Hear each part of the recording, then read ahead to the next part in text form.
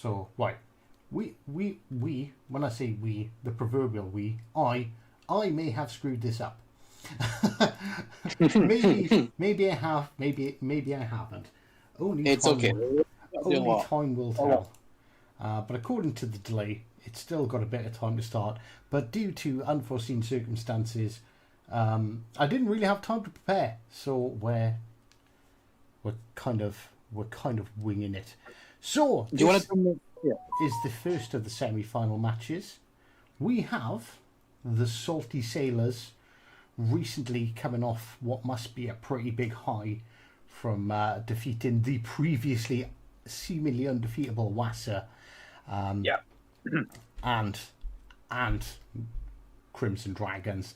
Crimson Dragons are one of the few teams that have beaten Salty in the past. Like these guys are ultra competitive. Like the Salty CRD games have kind of gone both ways. Like they both had wins, they both had losses. So I am expecting some interesting things, and I'm expecting Monk to turn off his homemade pleasure device as well.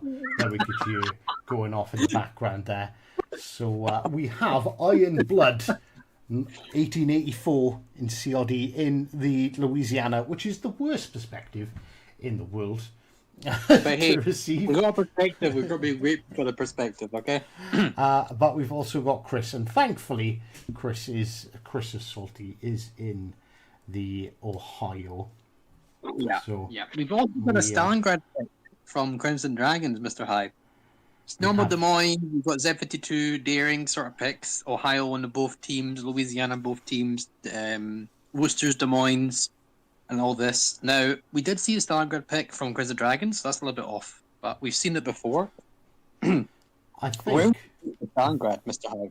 I think the Stalingrad could actually be a really strong pick, especially for this map, purely because of like the ability to crossfire and having the range and the shell velocity of the Stalingrad is pretty good. And like, let's be honest, hit point wise, Stalingrad is basically a battleship as well. So basically a battleship. You've also got 11.7 radar, which is quite wide radar. You've got short duration, but the wide radar is giving you lots of opportunities to get good coverage on the caps.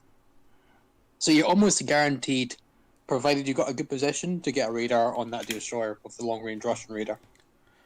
That is... Looks like the Salty Sailors are not really progressing there. They're playing very defensive. You see the DD on A hasn't even gone for the cap yet. The DD and C is getting some spots. Crimson Dragon have contesting the B cap already, or capping right now, technically. Let's if you look, like, in all fairness, this is just high-tier gameplay.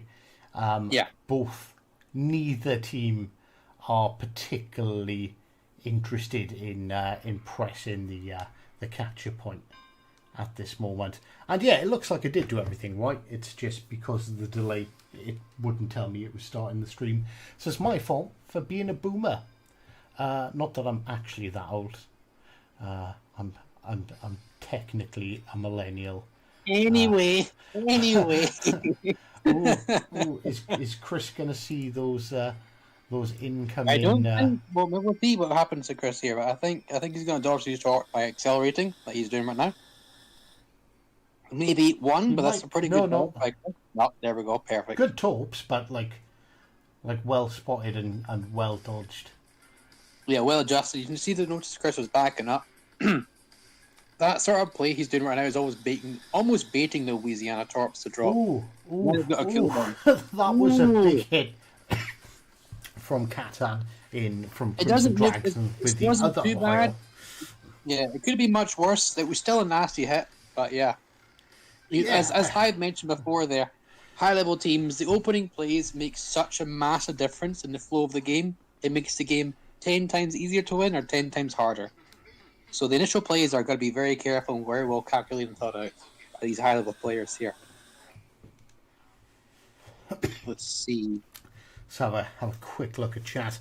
Have a good stream. Hopefully, we might be switching over to the Hulk Pain game, which is the other semi-final.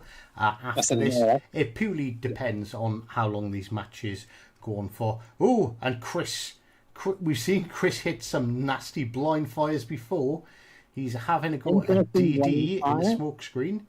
And negatory. It'll be pretty hard. Remember, DDs are moving about. They're not sitting still on the smoke screen. Ohio's got a long duration on its shells. It's still an American battleship after all. Yeah, it looks like Salty Sailors are retaking or recapturing B, or at least contesting. Louisiana's getting some really good torps on Colbert potentially here. It looks like very hard to dodge. He didn't set them off, which I don't blame him. He's trying to get the... Louisiana, I think the Colbert speed boost is out of there. I would be dropping Louisiana if I was him, but then again, I'm not him, so I don't know. Good aiming there. You see who's going in between that flight deck and the main battery guns. That's the sweet spot for Louisiana with AP. Well, let's see if it's the sweet spot. That was a big hit. That's a sweet spot for a reason. That was a very big hit. Interesting drop if he does this, because I think Striker is stuck there, to be honest with you. I'm not going to lie. I think his back end is caught up on the rocks. Obviously, he's taken... Is that a bit premature using that heel then?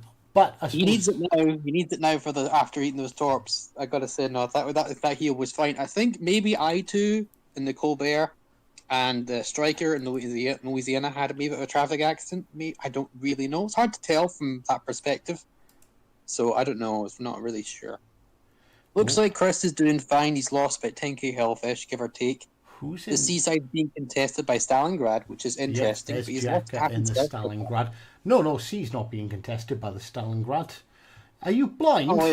Are you blind? It's the battleship. Sorry. It's the Ohio. The quality dipped. All right, the quality dipped. The Stalingrad's out wide. He's lost half himself for that. The quality did dip. Yes, that is true, ladies and gentlemen. The quality of the streamers dipped. Yeah. On to the fight here. Looks like Louisiana's being somewhat aggressive over here. See, this is where I thought Iron Blood made a bit of a mistake.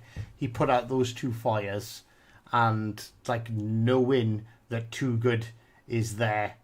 I don't know if they were blind fires, but we swap back over to see Iron Blood catching two, losing. I thought you meant Striker. That was big. No, there's a Catlan. Sorry, Catlan. I don't know if that's the same. I think it's different. No, it is different. That is different.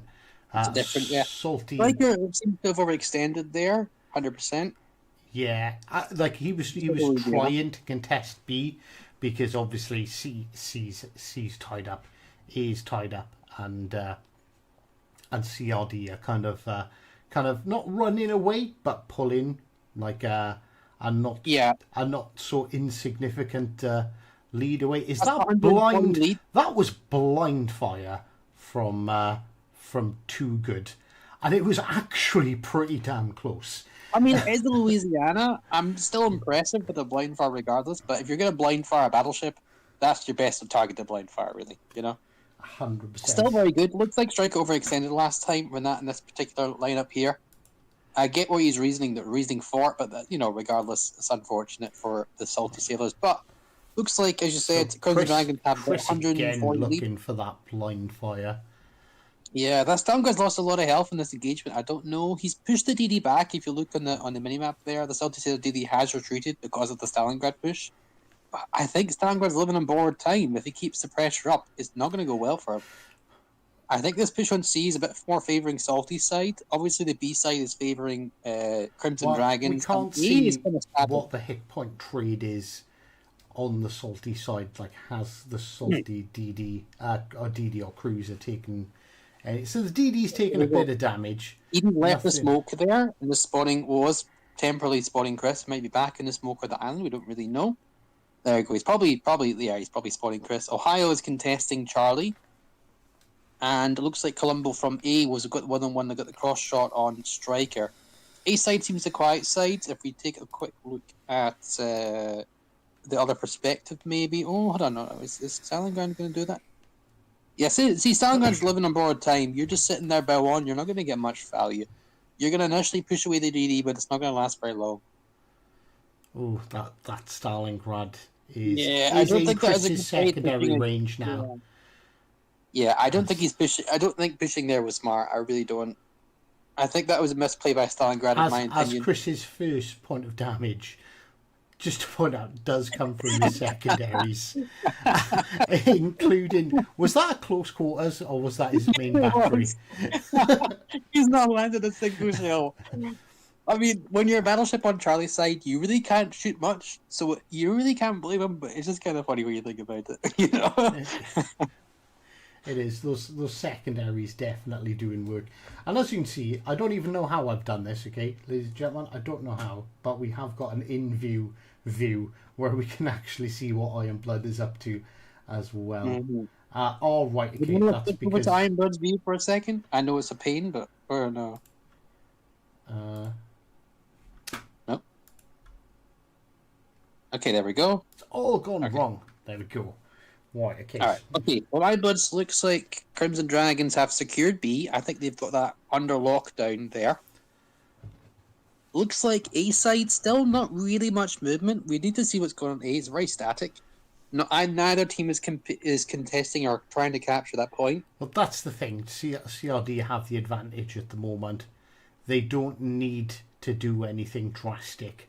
This really is Salty's round to lose. They're even on ships.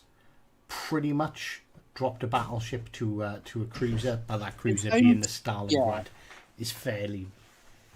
Losing the Stalingrad is fairly big, but there is only 4.5 minutes left of this match. Yeah, honestly, if the Crimson Dragons are playing like surgically, the best thing for them to do is literally trade as hard as they can. So if they lose their DD, trade for the DD for DD. Ramming, everything to do. They're up on points right now, and they've got a single cap ticking. The longer the time they delay them, the more value you're going to get. And you can see the Louisiana's getting a big value of these torps. He's on 92k with a Chris big just number. took 5 torps, yeah. And losing Striker in the Louisiana was... So big, because these hybrids are so powerful. Chris is probably going to get rammed. I'll be surprised if he doesn't. We should probably switch over to Chris's perspective here to see what's going on there, because it's going to be maybe a bit more interesting to see his perspective here. Well, I tell you what, you get the chat PC, and then you can dictate what happens and when. Okay? Indeed. It looks like Catan and Chris, the guns don't have enough depression to actually reach each other. Neither of them could actually shoot each other, and in all fairness, I think this is actually the right move by Chris, because trading in Ohio for an Ohio, not a big deal. Trading in Ohio for a Louisiana, on the other hand, the question is, can Chris survive long enough to get the shot on him? Oh no, I'm not sure. No, he can't. Oh, I think the back gun should have been sent to Louisiana, but I don't really know. The DD's trying to get some fires in Louisiana. The turret traverse would have been too long. But he has meant the Demo in the Clubber. Demo finished off Louisiana. Almost a trade. Really well played by Chris there, recovering from a bad situation he was being put in by the enemy team. What's going on with this? Why are we receiving potato quality streams from everyone? Why? Why? Jeez. All right, switching to Demo here in the Clubber. Clubber Demo's doing all right here. It's difficult to see. Crimson Dragons up a point. Looks like Salty Sailors are really doing that aggressive push. You can see that they're all pushing together, which you see from these high-level teams here, and they've secured the ECAP. Is it going to be enough for 2 minutes left? Points-wise, no. 100% not. They really, really, really need to sink Catan. And not only do they need to sink him, they need to sink him fast. They're not going to be able to take or contest B in time. They're going to need points. And I think the only way they're going to get points is by taking Catan. But Catan's doing the right thing. He knows where everyone is. He's backing up around through B.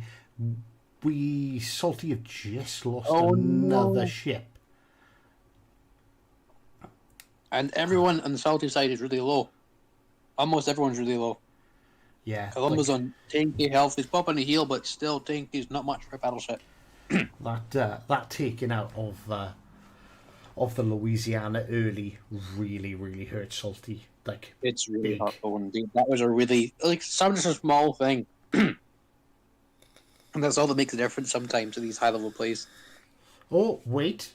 And potential lovely torps here. This could be really big. If these connect, it's only 50 seconds left. It's not enough, is it? It's 100 points.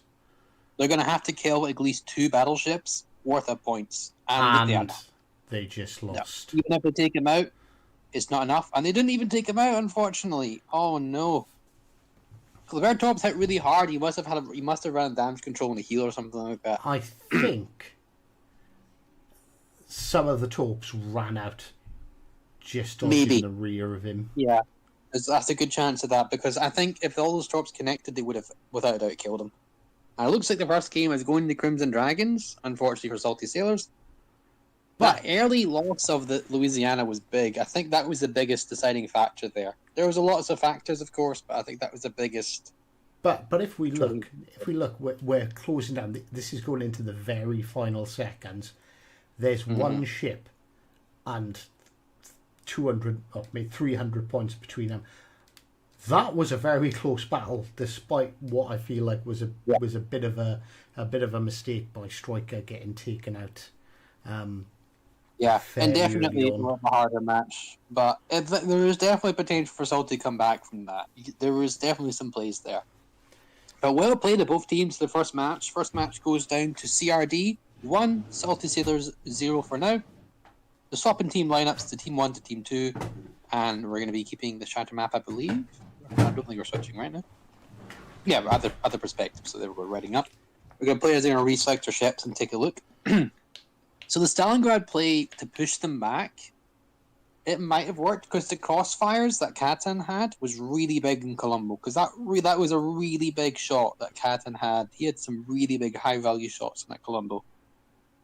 Yeah, and the Louisiana just put out so much damage as well. Yeah, Louisiana and the Colombo were doing really big work. The DDs were trading somewhat equally, so it's really hard to tell how much value they did, because obviously spawning is very hard to gauge in the way we're watching it. Or gaming spectator mode. Sorry, sudden cough there. Hold up. I don't know why you need to cough about it. Wargaming, sort it out. Give a spectator mode. For God's sake. There's just one thing. Just one thing. A large portion of the community wants to see is frickin' spectator mode. Yeah, it looks like the team lineups have remained almost very similar. I didn't actually spot any differences. I'm not even sure if the Crimson Dragons kept their Stalingrad pick. I'll be honest with you, it was there. It was up on the screen. What you choose to do with that information, Mr. Monk, is entirely up to you. I missed it. I didn't notice either. but I can 100% throw some shade in your general direction.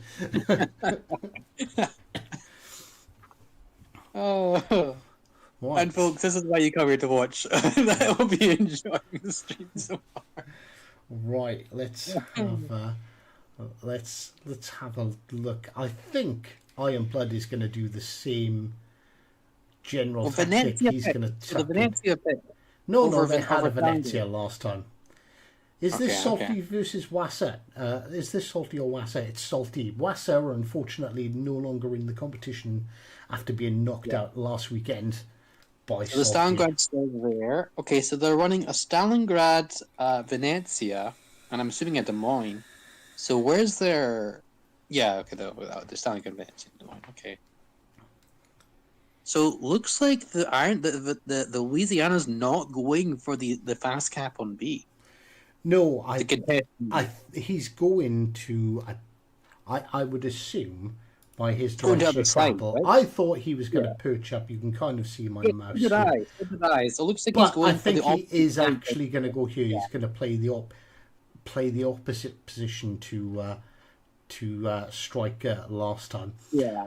One thing that I think is going to be a bit of I see this as an issue for Crimson Dragons. The time not spent in B is big. Initially, when the first game was, Crimson Dragons had the early drop on B, and that gave them a bit of advantage when they're fighting the Louisiana versus Louisiana trade. But they have their Louisiana spawning at C, moving right the way over here to B. Yeah, that's a lot of time crunch. You look at the timer, folks. You see 15 minutes there. We're on 13 minutes right now.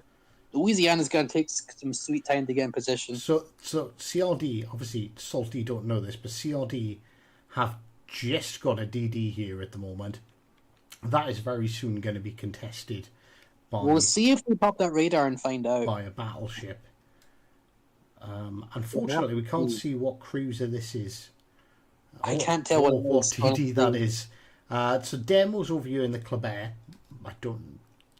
I honest to God can't remember what the other TD was in the lineup because it was Z52. Z52. Oh, so that's kind of unfortunate because if he realised what was going on, the Z52 would 100% win that fight unless he happens to be another Z52. Yeah. But again, he doesn't know this. He's not watching the stream, so obviously he can't tell.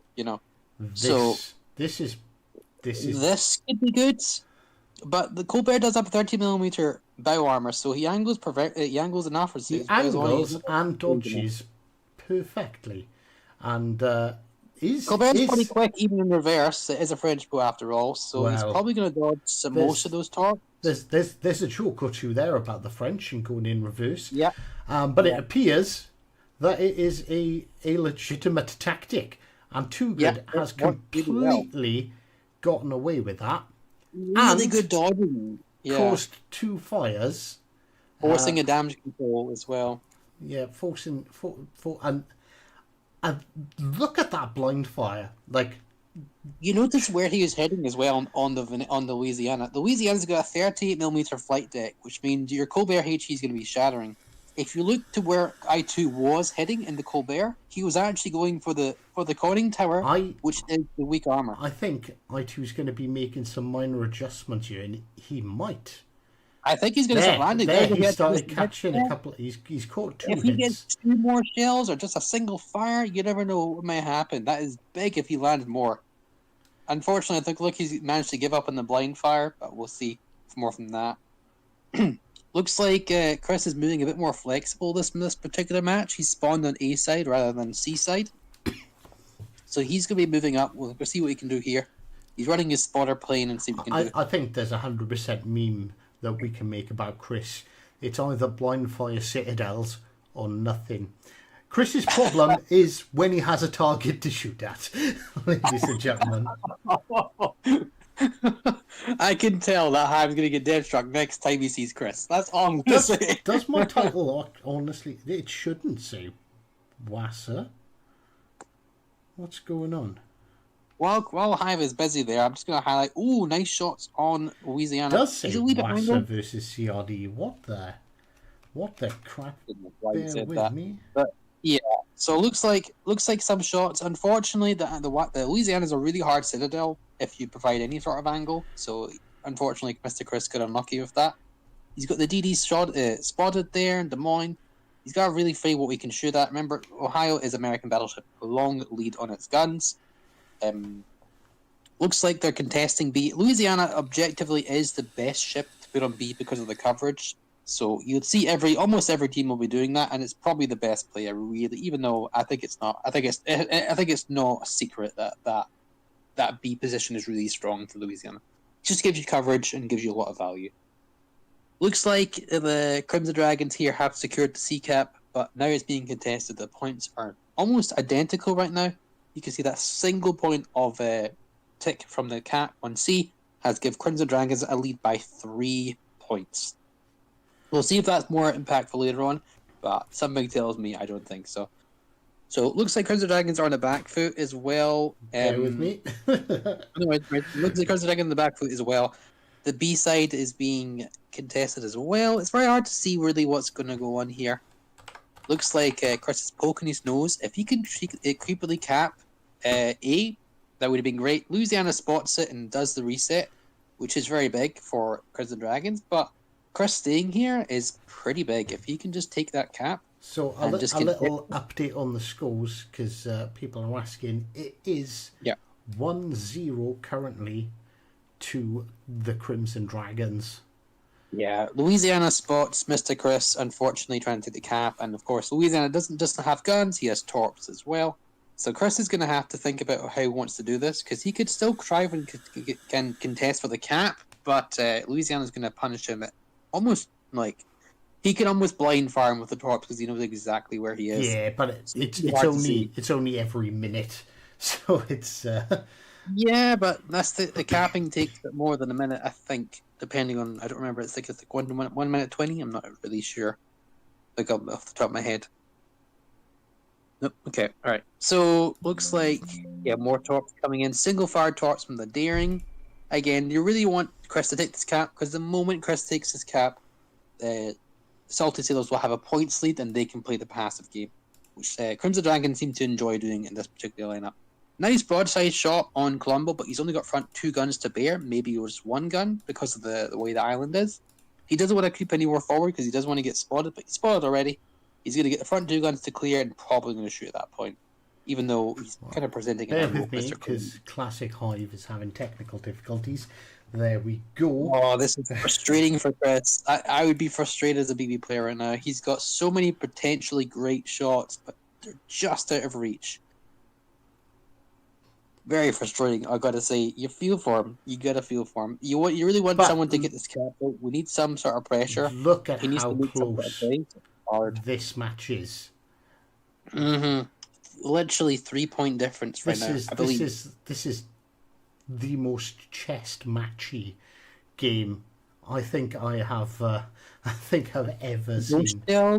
On the back end of the Ohio. I'm not gonna lie. I wonder what the hell is this demo. Could potentially make a massive play. Look at where he is. I don't know if anyone else has noticed. Demo Dash in the Clubber has got up here. If you look at the mini-map, he's up top there. He can get some really nice torps. Going around the outside is typically something you hate to see in standard play, but this is a really outlandish play that could really work out on Salty Sailor's favour. Who is it? What team was it? We've seen a team do that before. In the last... I don't know. I really can't imagine it. We did a training match against them. And that was a scrimmage. But they used it then in like the semi-final or the final the next time round. And it worked really good. So Salty 100% adapting to... Quick development here, Mr. Hive. On Charlie's side, looks like the boat on Charlie's side has been removed from Crimson Dragons, so looks like Salty Sailors are capturing Charlie. Well, Salty have put a bit of a points lead. They're up by 100 now. You got to admit, though, Crimson Dragons are doing a really great play here. You notice that they're down on points. They need to take... They can focus Chris. They've got Chris on double fire.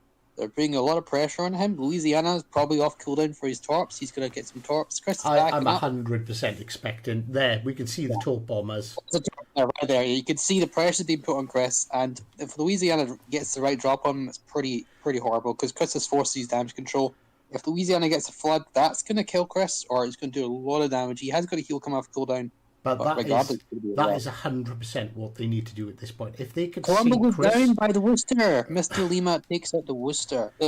Colombo, sorry. So that's really big. There are two battleships down. That takes a bit of pressure off Chris. Yeah. Because it literally was that one battleship kill. Oh my God, and the Venezia.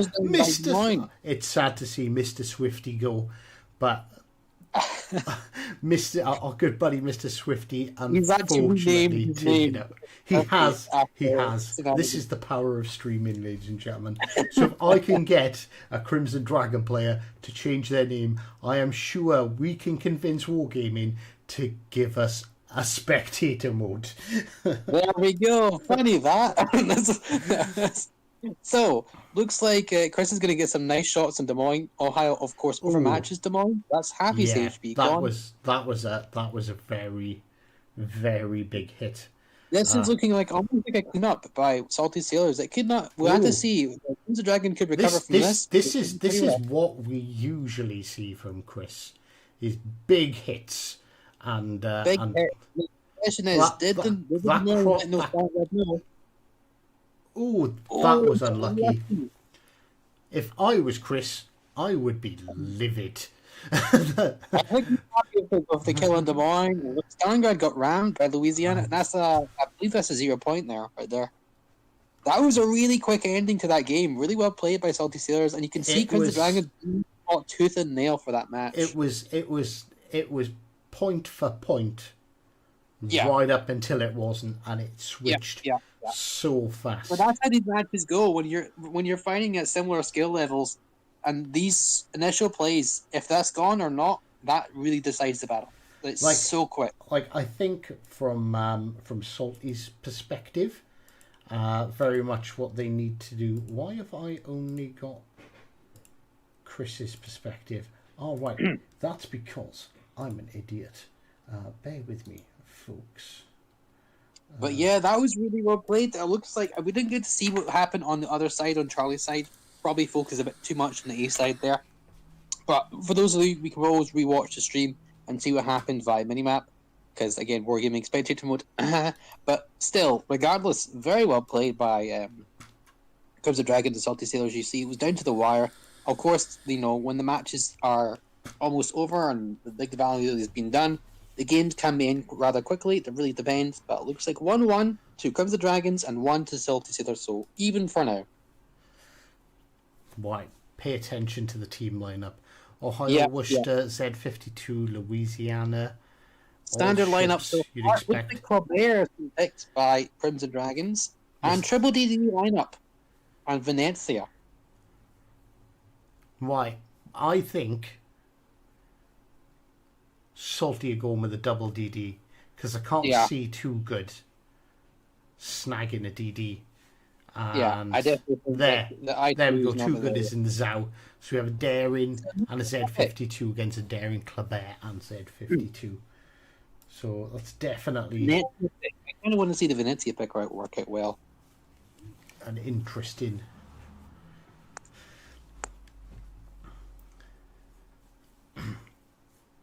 And yeah, I do apologize. I did notice I have changed the title. It was an error. I'm not going to lie, ladies and gentlemen. The story was, it was about an hour before we were due to go live. I was just about to get ready. My daughter decides that it's a really good idea to eat a stress ball. So absolute panic ensues. Gunk all over my living room. 2 kids covered in sticky, horrible, whatever the crap is that they fill in there. Thankfully, it's water soluble. So that's good news. So it was a bit of a mass panic going on in Chateau de la Hive.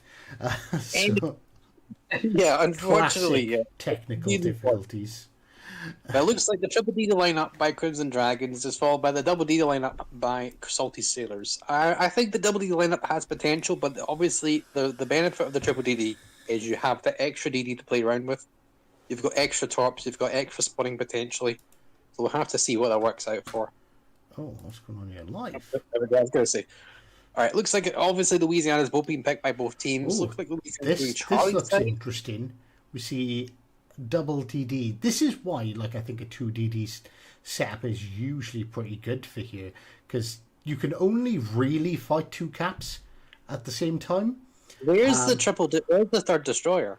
So no, there's one over here at A, yes. but then they're taking 2 to C, which is risky. But here's Striker spotted. Here. He's going wide. Usually Louisiana is going central, so it's very interesting to see Louisiana going wide on Charlie. That could be a nice shot on Des Moines. Des Moines does not have protection against Louisiana level guns, but Des Moines takes the island and uses that, which is very smart. I feel like that was a little bit of a wasted shot because the Louisiana was broadside, and I think that would have been. There might have been different things spotted. We don't know. There might have been a cruiser. A cruiser was spotted there, Hive. If you look at the minimap, I think. Yeah, I'm not but sure the shot on the Des Moines was. It was always going to be a difficult one, and there was always a chance of hitting the island. It's maybe worth taking. You get 1 or 2 hits, and 1 or 2 of them are citadels. That could be almost a dead Des Moines. You know, Louisiana has a very high alpha. It was a risk. I didn't pay it for him, but it could have. It definitely could have. So it looks like Chris and his side of the map are going wide on A. The DD is not spotting on A side, which is a little bit unfortunate. On the Salty Seal side. Sorry. Looks like the B side is I think is slightly favoured to Crimson Dragon. Just looking at the ship lineup here, we've got the double DD spotting, and it doesn't look like that their DD can really do much. Yeah, but it is a double DD against a Des Moines. It should be, but then Des Moines can't really shoot through that. That shot, the island symbol is there. I don't think the any of them are going to connect. He does connect one. The island symbol only dictates the majority of the shells will hit the island, and even then, it takes 2 to 3 seconds for it to update. And in a quick shot in scenario, you have to use your own judgment because the island symbol can appear, even though you can shoot the target. This is a little bit close for the torps. I think Negan is going to eat a full salvo of torpedoes here. Now you see the A of the and the flood. Although he see, this is why good positioning by Negan, but when it comes to planes, he's already taken out because planes abuse the island. The island chains mean nothing to planes. That's already dead Negan, unfortunately, in Des Moines for Salty Sailors. We've seen some torps fairly close to the Louisiana. Yeah, definitely DD on the right-hand side. Looks like Zhao's taking some shots. Now, I2 should be able to dodge these. Maybe. We don't know. We'll have to see. He's running Arthas on his Louisiana. Look at that fighter plane. Oh, so he used the fighter plane on the airdrops. That could be very nasty, I think. That was a nasty salvo. Yeah, it's hard to see here. Looks like A side are kind of stalemating, but we don't actually know. It's very interesting to see what's going on A side here. Yeah, we can't really see. Ooh, Venezia is on that island chain here. Obviously, Chris doesn't want to push too much on Venezia because it doesn't have torps. It's not enough to kill Chris, but it's going to do some damage there. You see the torps from Venezia. What is the second the second cruiser there, though? I didn't notice which one it was when it was spotted. Worcester. It is a Worcester. Yeah. Worcester's not so much of a threat. You can deal with. It's still scary. If you let Worcester damage you, even at short range for a little bit of time, you've got sonar, you've got radar support, you've got a nice or juicy Ohio here. Hopefully Chris can capitalize on that. But as soon as he fires, he gets up Venezia to shoot at, which is a bit unfortunate. At least his secondaries are doing work again. Yeah, his secondaries are working again, indeed. The question is, though, is Chris going to push this? And if he doesn't, is he going to get burnt down or hurt by... Oh, Venezia shoots in smoke! Oh, it's a big mistake there. Venezia smoke barrel penalty is not 3.7. It's much, much greater than that. So that's a bit risky. Worcester, I'm not sure Worcester coming in was going to help him here. It looks like Venezia is really going to hurt here. Mr. Swifty is... He's going to try, but I don't think Mr. Swifty... Those are old Venezia torps, I think. I'm pretty sure they're just old Venezia torps. Remember, Italian torps are not very quick. That is true. Oh, did Chris use his... he did use the damage control. That damage control too early, because there is a Venezia there, and there are the rest of the Venezias. 10 seconds still of damage control. American damage control lasts quite a while, so I think he's okay for now. That was either genius or incredibly lucky. The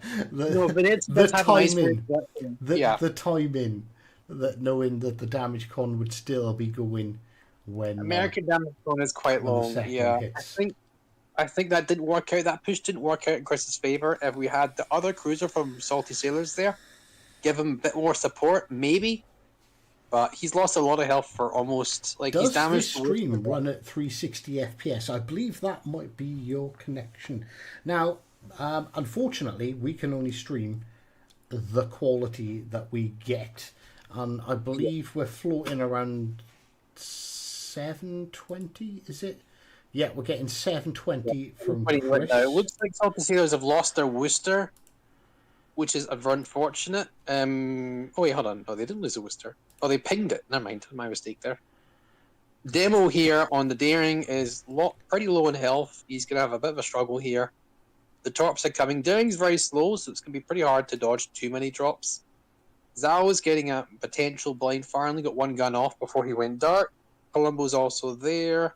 Louisiana hasn't really lost too much health, which is not very good for Salty Sailor's side. Ooh, that shot was been a very good duke by Mr. I2 there. Daring is very low. He's only got one gun available, so we'll see. Will Daring survive? I'm going to say no, but he might. Can Mr. Demo dodge a wrench? No, he cannot, unfortunately. Looks like the Club Air has taken out the Daring. 700 points for Crimson Dragons, Mr. Hive. Are you still there, Mr. Hive? I am still here, sorry. I was just checking that we weren't having any more technical issues. Someone mentioned about the quality of the stream, so I was just double checking that. I know we are running at 1080 60 FPS currently, and we don't seem to have any issues with that. Yeah, 100%. Like Salty really need to do something. They needed that push. I think Chris needed more support in that push. I think. Yeah, Chris is still alive, but taking on two cruisers with support from a battleship and a DD is it's a bit of a mountain to overcome. We can see Mr. Swifty coming back in here again, using his rolling smoke. So I'm curious to see how... He's been pretty good. That's a top on the nose there. Yeah, and top on the nose with a good chance to get a flood. There's a flood. It was a flood. And he's going to have to burn damage control, Mr. Chris, which is unfortunate.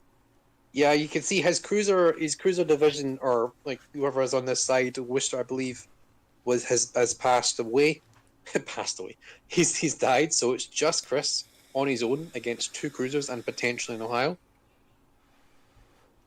Nice potential shot on Ohio here. Ohio looks like he's distracted. He's paying attention to elsewhere on the map.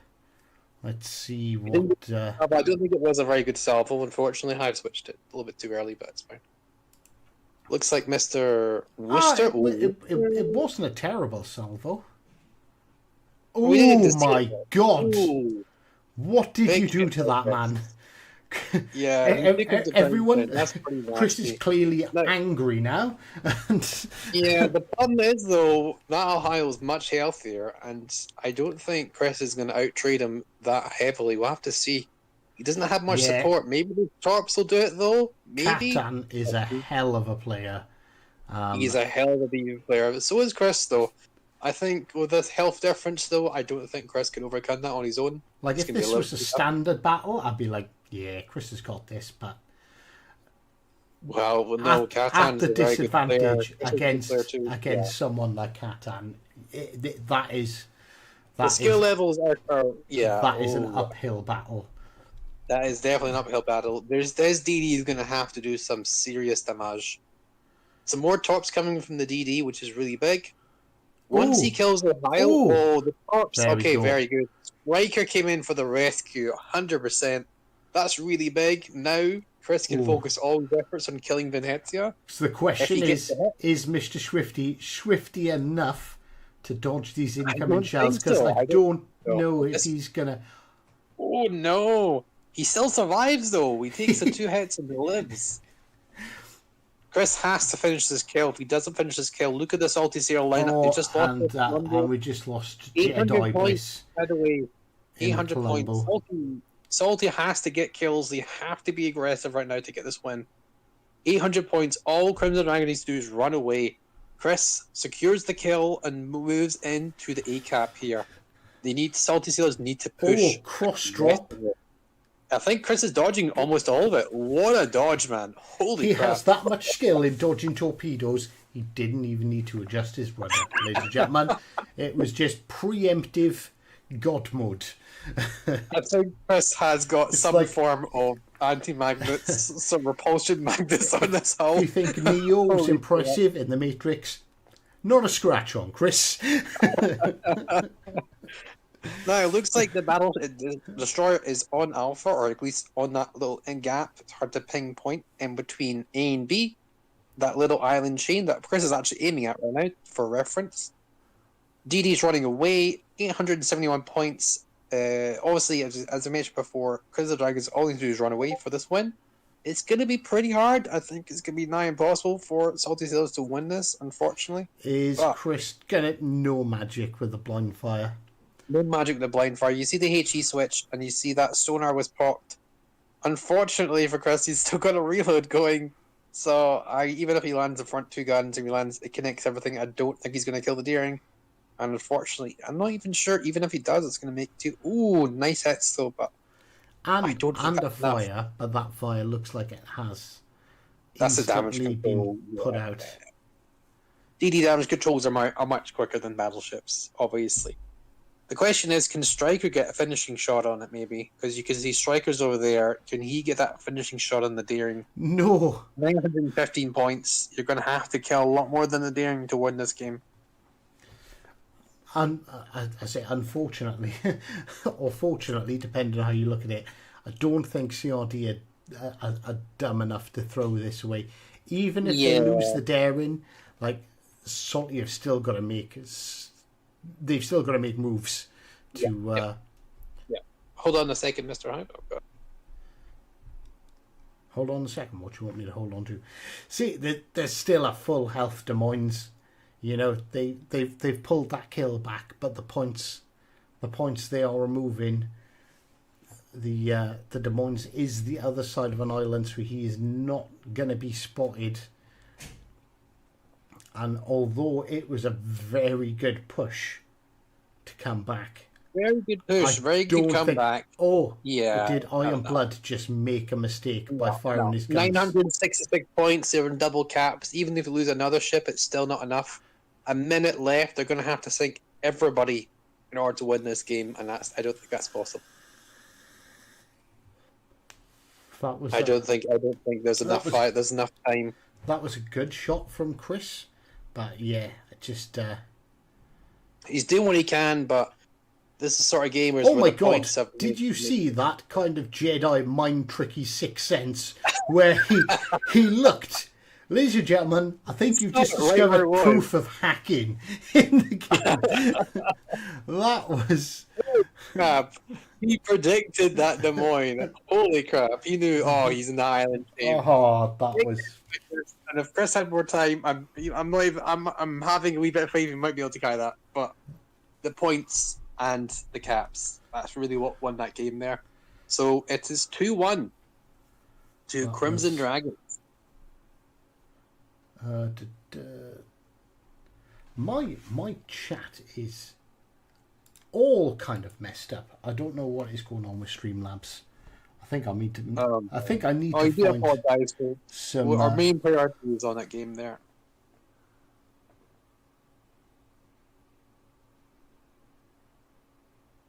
Looks like Salty Sailors are down a player. They're switching out ship. I just happened to, I think that's why it's on Twitch. Uni says, hello there, Highfound. What is this form of COTS? After HIPAA video, who dare uses the Worcester?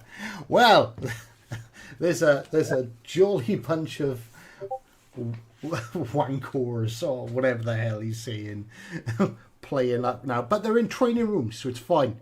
He can't complain. He should be commending everyone in here. He should be like, these guys are the greatest. This is what you're supposed to do. And this is what we're trying to do. Have some proper, serious, competitive matches. I believe Wargaming, again, Wargaming sponsored the last one. I believe Wargaming is sponsoring this one as well. And they're actually giving away some prizes. If only they gave us a spectator mode so we can actually cover the games better.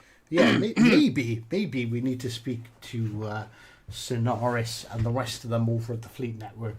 And if Wargaming sponsor Ocean Cup 4, and when they go, well, do you know what we'd love as a prize? Spectator mode. That's a great idea. Hold on a second. See if Salty Sailors win, we get spectator mode. If Crimson Dragons win, we get spectator mode. If Hull Crushers win, we get spectator mode. And if Pain wins, we get spectator mode. Look at that. There we go. Great prize. I gotta agree with that. That is a fantastic prize that I think. Well, I think about probably about 80% of the competitive community would like. I'm sure there's some that want to keep everything secret and sneaky, but all games are to be live streamed now, so we do get to see all the action. So triple DD again, and Salty looks like they're taking a triple DD. They've gone with a Khabarovsk, which is that's a bold pick. It's definitely something. Yeah. If that's paired up on a flank with one of the other DDs, that could be a really powerful and really nasty combination. If you play Cabra right, that's no joke. A Khabarovsk and a Z52. I'm not sure. I'm not sure the daring. I think the daring is more valuable, but we'll have to see. It was hard to say. It's really hard to say. Really hard to say. Well, in the last match, one of the DDs, let's be honest, was just supporting fire. If it plays out the same over on A, which was sort of very passive, very, very sort of slowly, surely, then having a DD like the Kaba, which can open water gunboat and dodge a lot, I'd be curious to see the build if he's running that no deflection full fire build. That'd be very interesting to see. Obviously, we can't check, but so that would be nice to see what sort of build he's running. Looks like Chris is going wide on A. We've got the DD going either way. We've got, unfortunately for Salty Sailors, they've got a DD spawning on the Delta Cap, which is a bit unfortunate. But hey, if I think it's the Kappa, and if it is, that's not really a problem. Kappa is the fastest destroyer at the tier without needing a speed boost. I was about to say. Kleber. Kappa is faster than Kleber without using speed boost. Yeah. But if they're within 6 kilometers, Kleber is faster. Yeah, with the special skills, probably. Yeah. If you're running the speed build, of course. Yeah. Anyway, let's see. No, nothing really changes the lineup besides that. Let's see. I wonder if we're now spotted. Oh, you need to update that one. I was gonna say. Yeah, I hate that it does that. Absolutely hate that it does that. Is it because? All right. Looks like Louisiana went wide, just like he did in the previous side of the map. He's looking. He might have shots on Striker. Striker's angled in, so it's. Yeah. It's not going to get much, but any damage is valuable against Louisiana. And he scores. Yeah, nothing. Oh. Minor technical difficulties then from Mr. Ironblood. You can see the Crimson Dragon destroyer on Charlie's back camping. So he's reversing into the cap in fear of radar. That means if something gets hairy, he can always just speed right out of there, full forward gear, and get out. That's a very safe way to cap. That's a common tactic. And they're also taking A, and they're taking A with, from what I could see, no issues. Yeah, I don't know what that DD's doing because the Dragons. I'm not really aware of that tactic. He's behind the battleships and No, behind that's the Salty's DD. yeah, Salty's DD. Yeah, Salty's DD. I don't know. Maybe he's Cabba. I'm not really Ah, sure set because obviously 52. Cabros. Yeah, okay. So Cabros can't contest that cap with 52. Obviously, 52 is the ultimate cap contesting destroyer. Worcester's charging him down, but you gotta watch out. Worcester can't overextend too much because of those battleships and the cruiser support. Colbert is going over here. Chris is going to take some nice William shots. We'll see what happens with those. I'm waiting. There we go. Any hit. Okay. Any hit's good, as you say, yeah. 100%. The dreaded Lima is pushing into the island cover there. Yeah, he did just use his sonar though. I don't know the radar. I don't know if he managed to do any damage. I don't know. It's hard to see, but yeah, he definitely scared the ACAP from Crimson Dragon, which is big. That's really valuable. Makes it much easier for the game to be won if Salty were to win it, because that point difference isn't as dramatic. It's only a single point cap. But the question is Salty Sailors going to fight for the C cap? Looks like in the minimap they are, with that destroyer really sneakily capping C. You can see he's just creeping his nose in there. Des Moines shot. This could be really big from Chris here. That looks nasty. It's spotter planed as well. He gets a very unlucky. Very unlucky. Still good damage, but unfortunate. That could have been so nice. That was, and again, if you're paying attention to the scoreboard, we're almost 5 minutes in, and there is nothing. But last time, which was the second match, when it became this sort of slow sort of chess match, like Salty took it and took it quite hard and quite fast. I think that's kind of the key when you're playing against someone like Crimson Dragons, because Crimson Dragons are really strong, but their gameplay is generally really aggressive. And I think when it comes down to when it's a game of patience, I think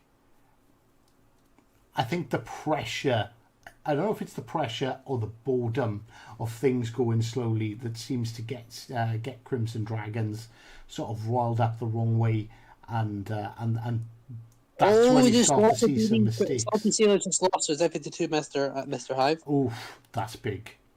That's big, and you can see a 100 point lead-ish from Crimson Dragons, and the double cap, of course. Salty Sailors are going to have to push aggressively here. Is he going to try to blind fire? It's going to be pretty rough without the auto-aim assist and with the arcing of the shells. He can't push too much. You've got to remember that he scores 3 hits.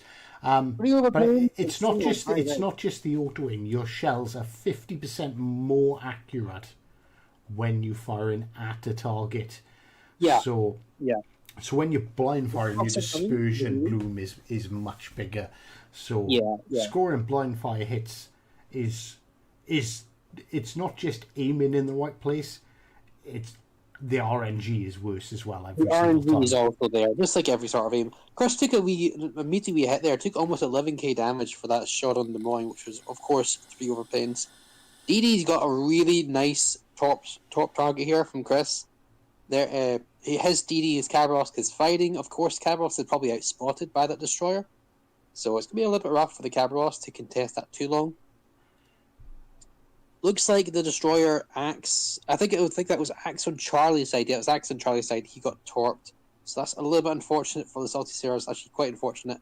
Is this best of 5 or is it higher because it's the semi-finals? I think it's best of 5, which means if Crimson Dragons wins this game, I think Dragons wins this, that's the end of the tournament for Salty, and Crimson will be off into the finals. I think so far, if things don't change, it's going to be Crimson Dragons win here with 602 points compared to the 400. There's only 150 points in it though. Double cap, and it's ticking. The more time goes on, the better it gets for Crimson Dragons. We'll have to see. It's not over yet. That's for damn sure. I am slightly confused as to why that Des Moines hasn't absolutely ruined the Cabba off up there on the flank. Because he's been spotted, and I'm assuming he's been spotted this entire time. He's been doing a lot of firing. Let's have a look. We can tell if he's been spotted. He is. He's Mr. Hyde, the I2, we need to update the thing. Update the thing. God damn it. It looks like as well I2 Nazal has gone down, and it looks like that is the case where let's see, because the Dragons have an even better lead. They're losing Charlie. I don't see why the Salty Sailors aren't capping A. It looks completely clear from their perspective, and you can see from the Quiz of Dragon perspective. Is Iron Blood going down? These torps look good. That's 2. Not enough damage. And a fire. I don't know if that's going to kill him. 23 seconds till he gets a heal. If he takes any more damage, it's probably going to kill him. But we'll have to see. I think he's going to live though. Maybe. That is no. That's a full 10 seconds to heal. Look at the heal high. 5 seconds on the heal. The heal may just keep him in the game. Yeah, heal, and there's the heal proc. There we go, and he's safe. And Salty have also lost the Cabba. Salty, lost both the destroyers and the cruiser. It looks like Jedi in the Cabra in the Colombo is going to take a wee hit here. No, I don't know. No, that looks good. I think he's eaten one. No, he did. No. I think you're right. You're right. You do. And you were right. That heal. You've got 96,000 health. Healing scales proportionally to your HP. The Louisiana heal is chunky. Looks like Crimson Dragons have not lost a ship, and there are three ships on the board, whereas compared to, of course, Salties haven't a single ship yet. Healing doesn't scale to your hit points. It does. No, it doesn't. It's just an American battleship heal. It doesn't. No, it does. It doesn't go up. If you have more HP, you get a better heal. No, explain British cruiser. It's not percentage based. It's percentage based. It's points per second. It's not. Yeah, but it's percentage. It is. Check it. It's not percentage based of your hit points. Oh my God, ladies and gentlemen, please forgive Mr. Monk. He's having a moment. It happens to all of us, okay? Okay. What? Explain Tiger 5-9's heal if it's percentage based. It's not. You get different types of heal hive. Tiger 5-9's heal is a higher percentage than other heals, aka super heal. Where in the world does it say heals or percentage? Okay then, Hive. Next time when you take a look, put some health on your Tiger. Check your healing on Tiger 5-9. Then give it William Sims or Henry J. Hyde. Check its health and then check the heal. And you'll find out. Here we go. I'm actually gonna have a look at it because healing is percentage based. We can do that here because I am multi-talented. Anyway, let's focus more on the game right now. So quick, looks like the Salty Sailor Des Moines is on death's bed. He is literally 47 seconds away from guaranteed death, and gets taken down by the Daring. Looks like Crimson Dragons are going to win this game, 832 points to 389. It's going to be nigh impossible for Salty Sailors to win this, unfortunately for them. Yeah, looks like Crimson Dragons have secured the 3-2. I'm not sure if that is the. I need to double check if that is a winning match. Best of 5, I believe. I think only the finals are different numbers. I am trying to see if I can find out.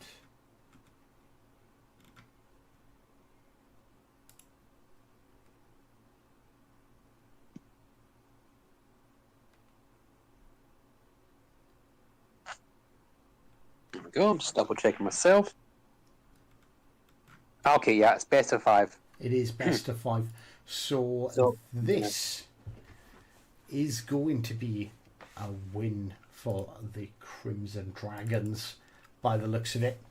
I'm a little bit sad because obviously I am a member of Team Salty, but it's very saddening for us for that regard. Yeah. But I 100% have massive respect for CRD.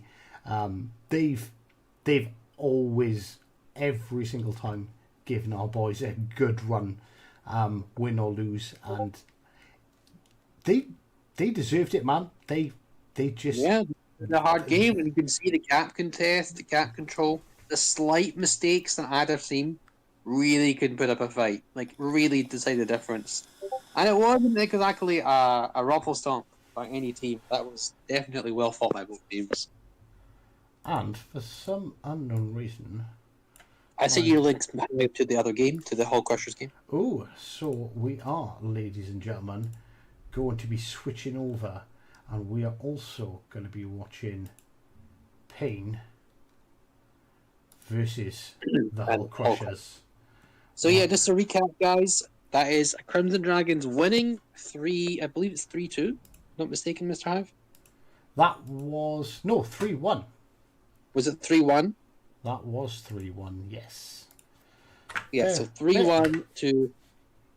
Bear with us whilst we change links. I'm going to double check. I think it was 3-2, but let me just double check.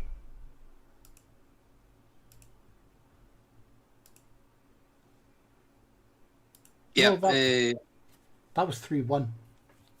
3-1, okay, 3-1. But welcome. Hello. Well, Crimson Dragons have won their semi-final match. It's Hull Crushers versus Pain now to see who is going to be fighting the Crimson Dragons.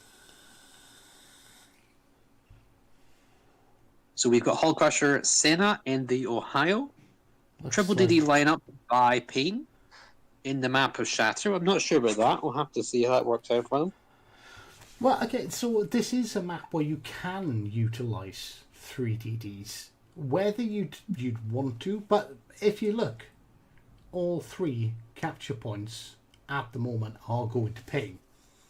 So the 3D is valuable there, but the question is though, Hull Crushers aren't really contesting. You see this? And again, like we talked about this before, but we haven't watched a Hull Crushers game so far this tournament.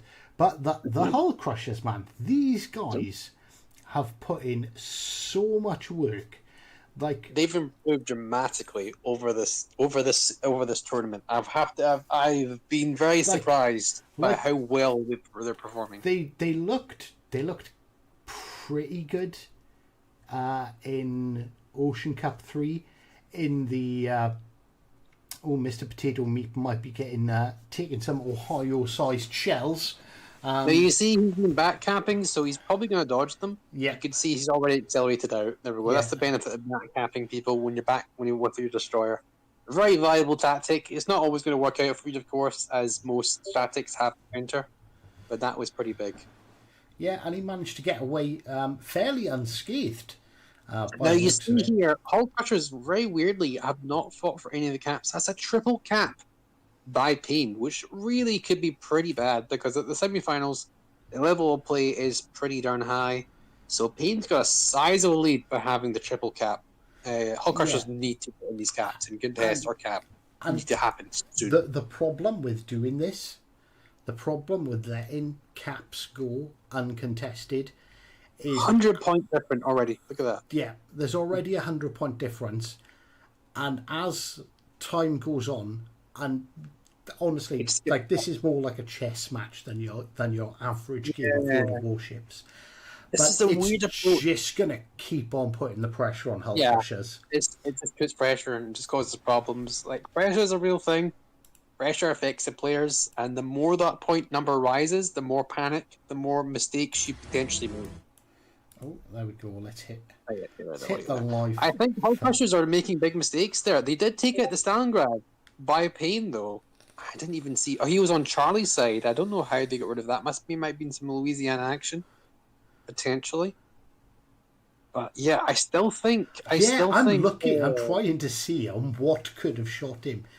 Maybe it was. No, it wouldn't be a cross map. I think it must have been in the Louisiana. Must have been, but it wasn't just Torps, so it's hard to say.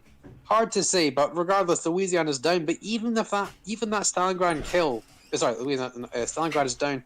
But even that kill, look, the points difference still 409. Mr. Hive, sorry, you still there?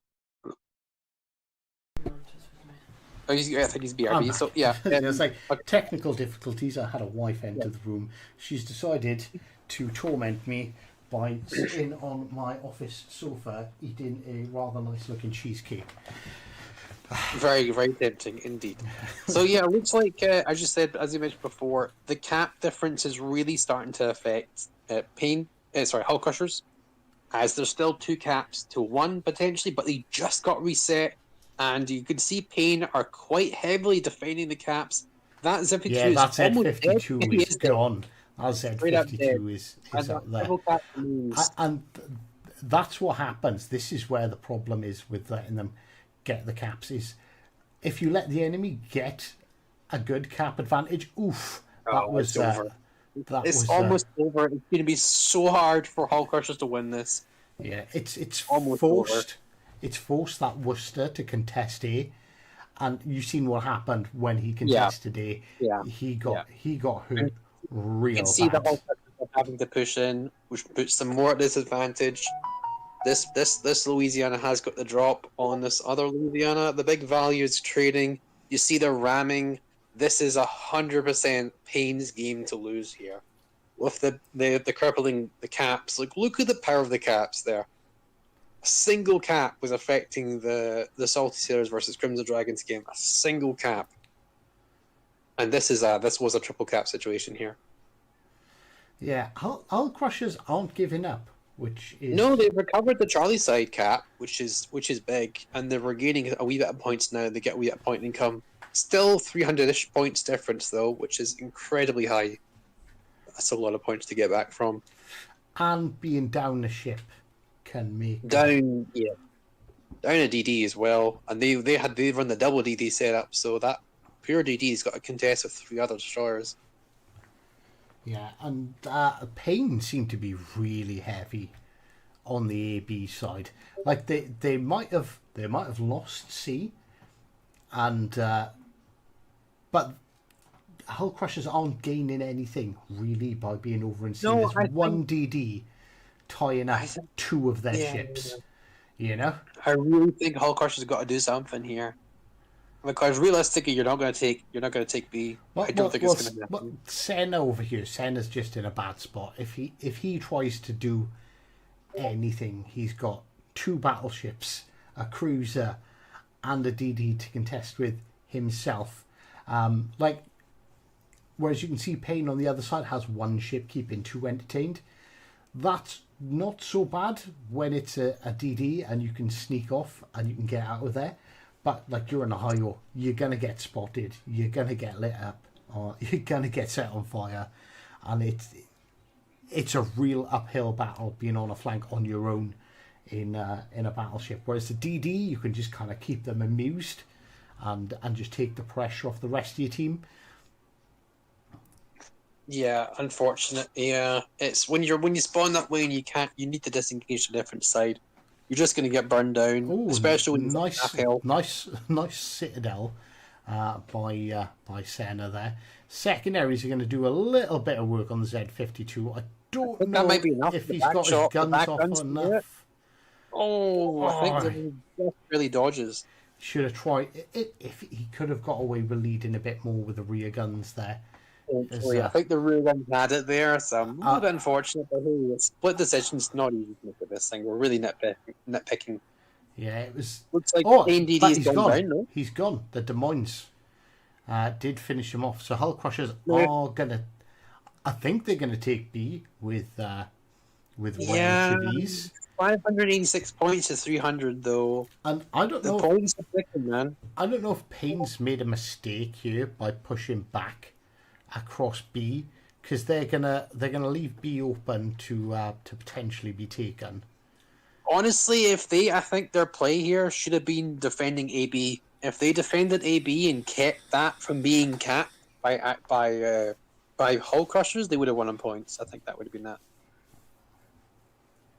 You know, like I think it's that it's still an uphill battle for Hull Hull Crushers. Crushers is fighting But though. they're You look at them, taking, look at but them go. They're they've taking ships taken now. B. Yeah, they've lost a destroyer by Payne. They've lost a destroyer. This is, I think, it's a potential game throw by Payne. Hull Crushers are really doing the aggression very well done there. And I think Senna's gonna take A. And you can see the point difference now. You see it's only 100-point difference ish, and you can see Hull Crushers have taken B and Charlie's side. And you said, Mr. Hive, I think Ohio's taking A as well. What a turnaround of a game! Holy crap! Venezia by Hull Crushers goes down, which is not very good. Like 4 minutes left. We were like, I think we both mistakenly called this for Payne quite early on. Yeah, I gotta say, Payne this were looking really good, but by Hull Crushers, these guys have just been deceptively, man, deceptively good. Everywhere they go, they are making waves. We'll see. Remember, 600 points is 400. If they get the triple cap or even double cap, that can make the points difference up. That can make them feel much more ease.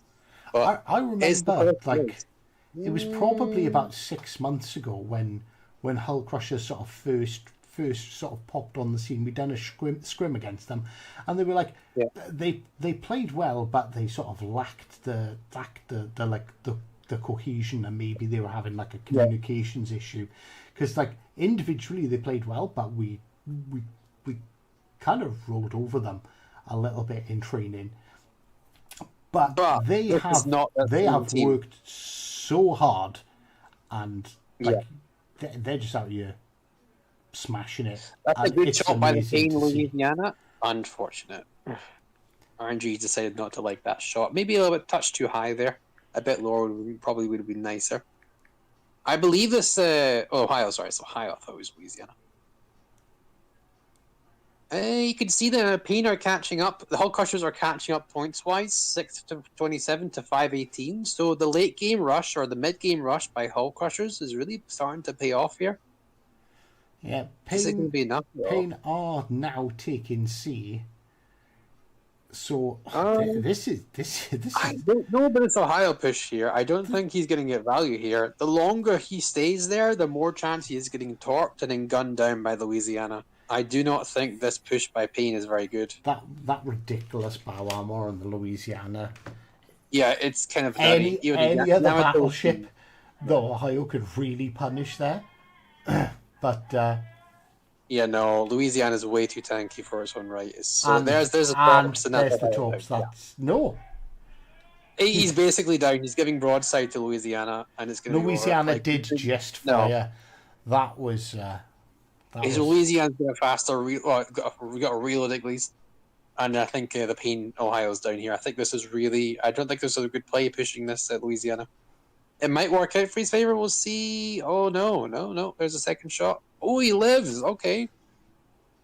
Oh, the broadside shot actually paid off. Oh, 3,000 health. Oh, he's set. I'll be surprised if Senna doesn't finish him right here, right now. There we go. The shots are coming in. My word, played that one. What is he doing? What does that camera work?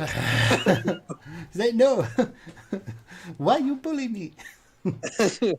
So yeah, I think that was a slight misplay pushing that man. But I mean, he recovered it really well by killing him. But look at the points difference now. Yeah, I think Hull Crushers actually get the head now. Hull Crushers have literally just. I see this. Hold on a second. If that battleship gets a decent, he's still got health to play with. Okay, if Concord takes it a BB. If Concord takes it Ohio, that's a win for Payne. 100-point difference is enough. That was an unfortunate salvo. He's got another salvo in the work. That's 30 seconds left.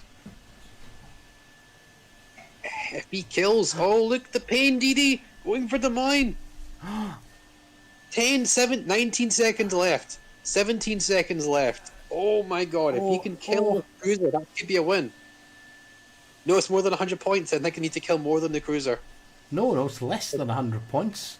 Is it not? Hold on, I need to do quick maths. Oh my god! It's There's a 21, point! There's a point! 25. I don't know who won. I think it goes to Hull Crushers. I don't even know. Can we rewind that? I need to just double check. I don't even know. I don't know who won. I legitimately. We need to rewind it. Can you rewind the stream just a second? A couple hold on. Right. Actually, Okay. Hang on. Can we blue team playback speed? Right. We're gonna go 25. Oh, it just. What is this? What happened there? Come on. All right. So, blue team is Pain. Remember that. They are gonna be like, who the fuck won that? I didn't even know. Look, 3. Well, we're on 5. Oh my god, this speeds. So 6. yeah, we're doing this. 6:25 to 6:21. I believe 2 seconds on the clock. 2 seconds should win this. 25, 24. There, +3.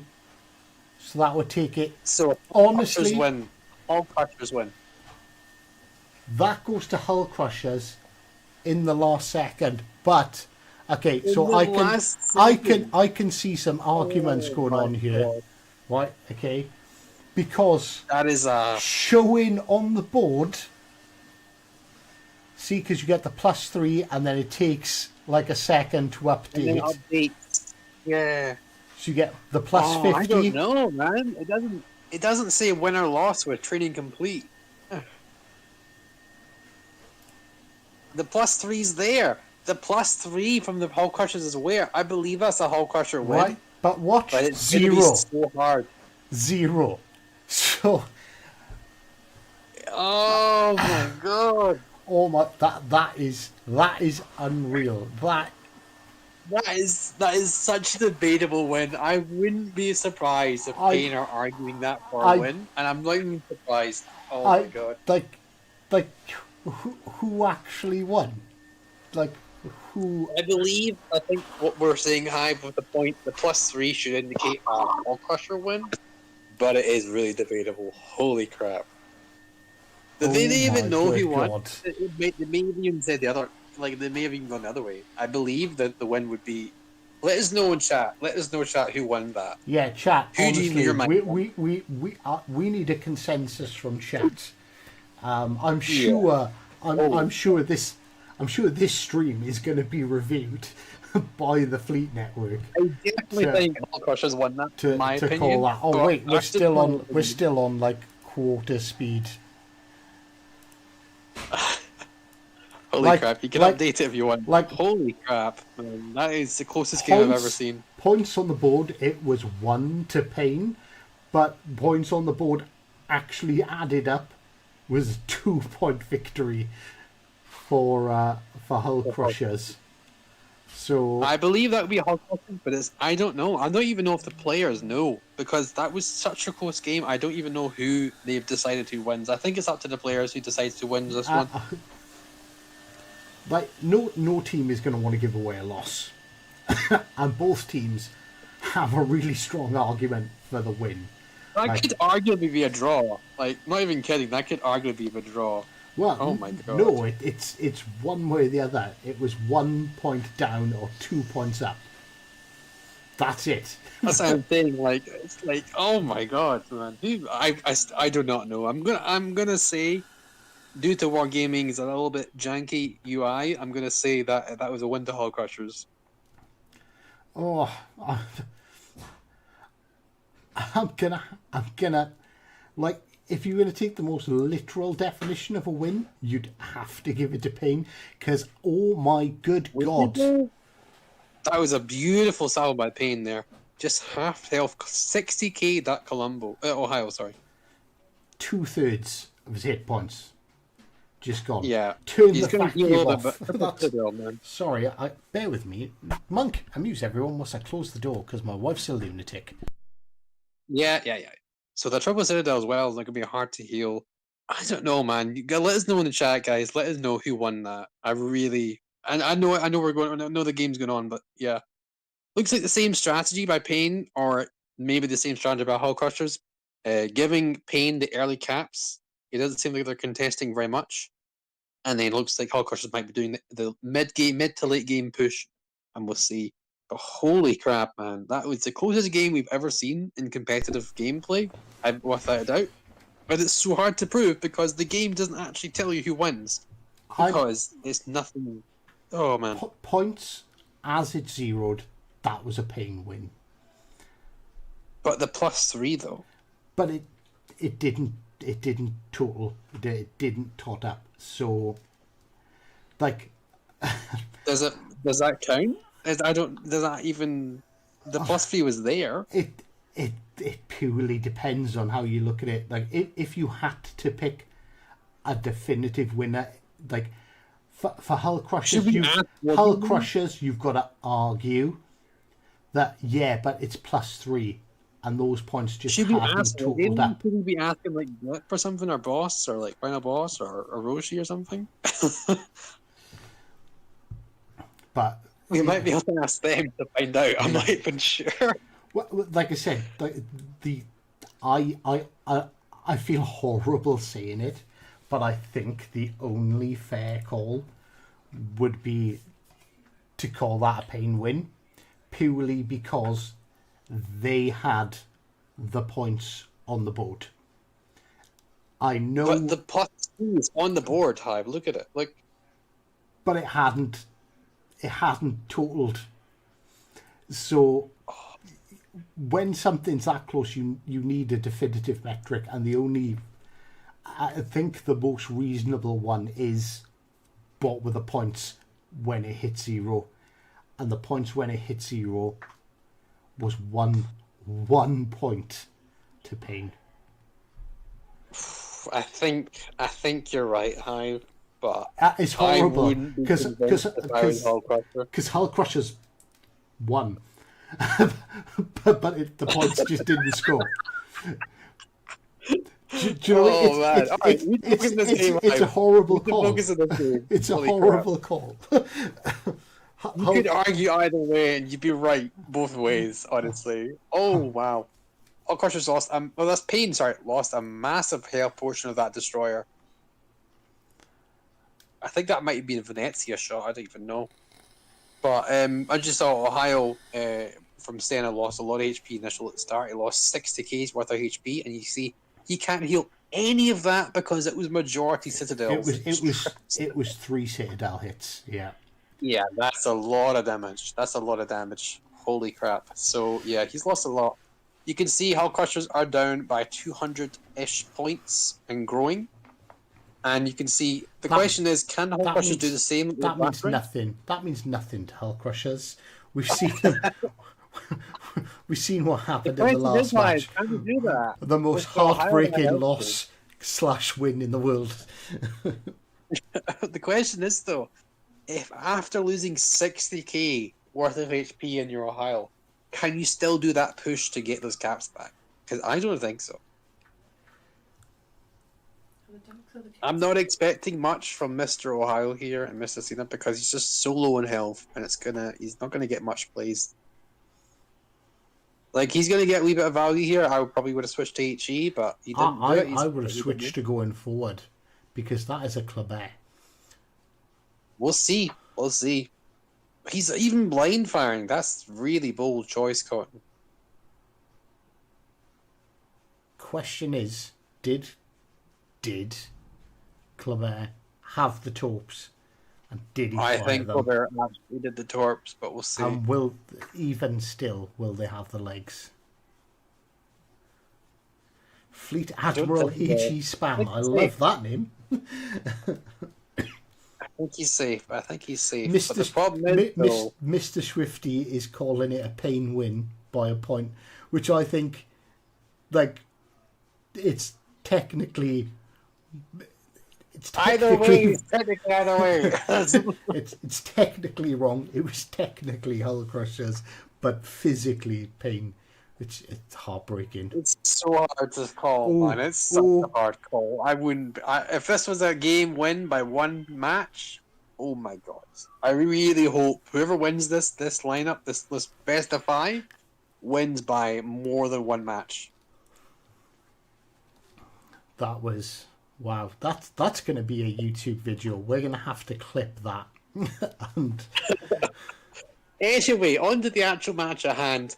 Again, as last time, Hull Crushers are giving them the caps, though this time I don't think they're coming back from it. 820 points to 240. Yeah, this is. I don't expect Hull Crushers to come back from this. This is a bit too much, even for Hull Crushers. It's a significant lead. This is without a doubt a pain win. I'm sorry, I'm calling it. I don't think I don't get me wrong. Hull Crushers are a good team, but there's no way in God's green earth you're gonna get that much of a point difference back. Pain have got A and B tied up really no well. way. No way in hell. I'm sorry. C. Oh, they're losing A. This doesn't matter, man. 900 points. Oh, that single cap's gonna tick, and the A's been recovered. There we go. And that's pretty much all she wrote. I think Hull Crushers waited too long, and the initial trading from the battleship, the Ohio, really cost them the ability to push at least on one cap. Yeah, losing that much points kind of took. There we go. Hull Crushers just lost on the ship.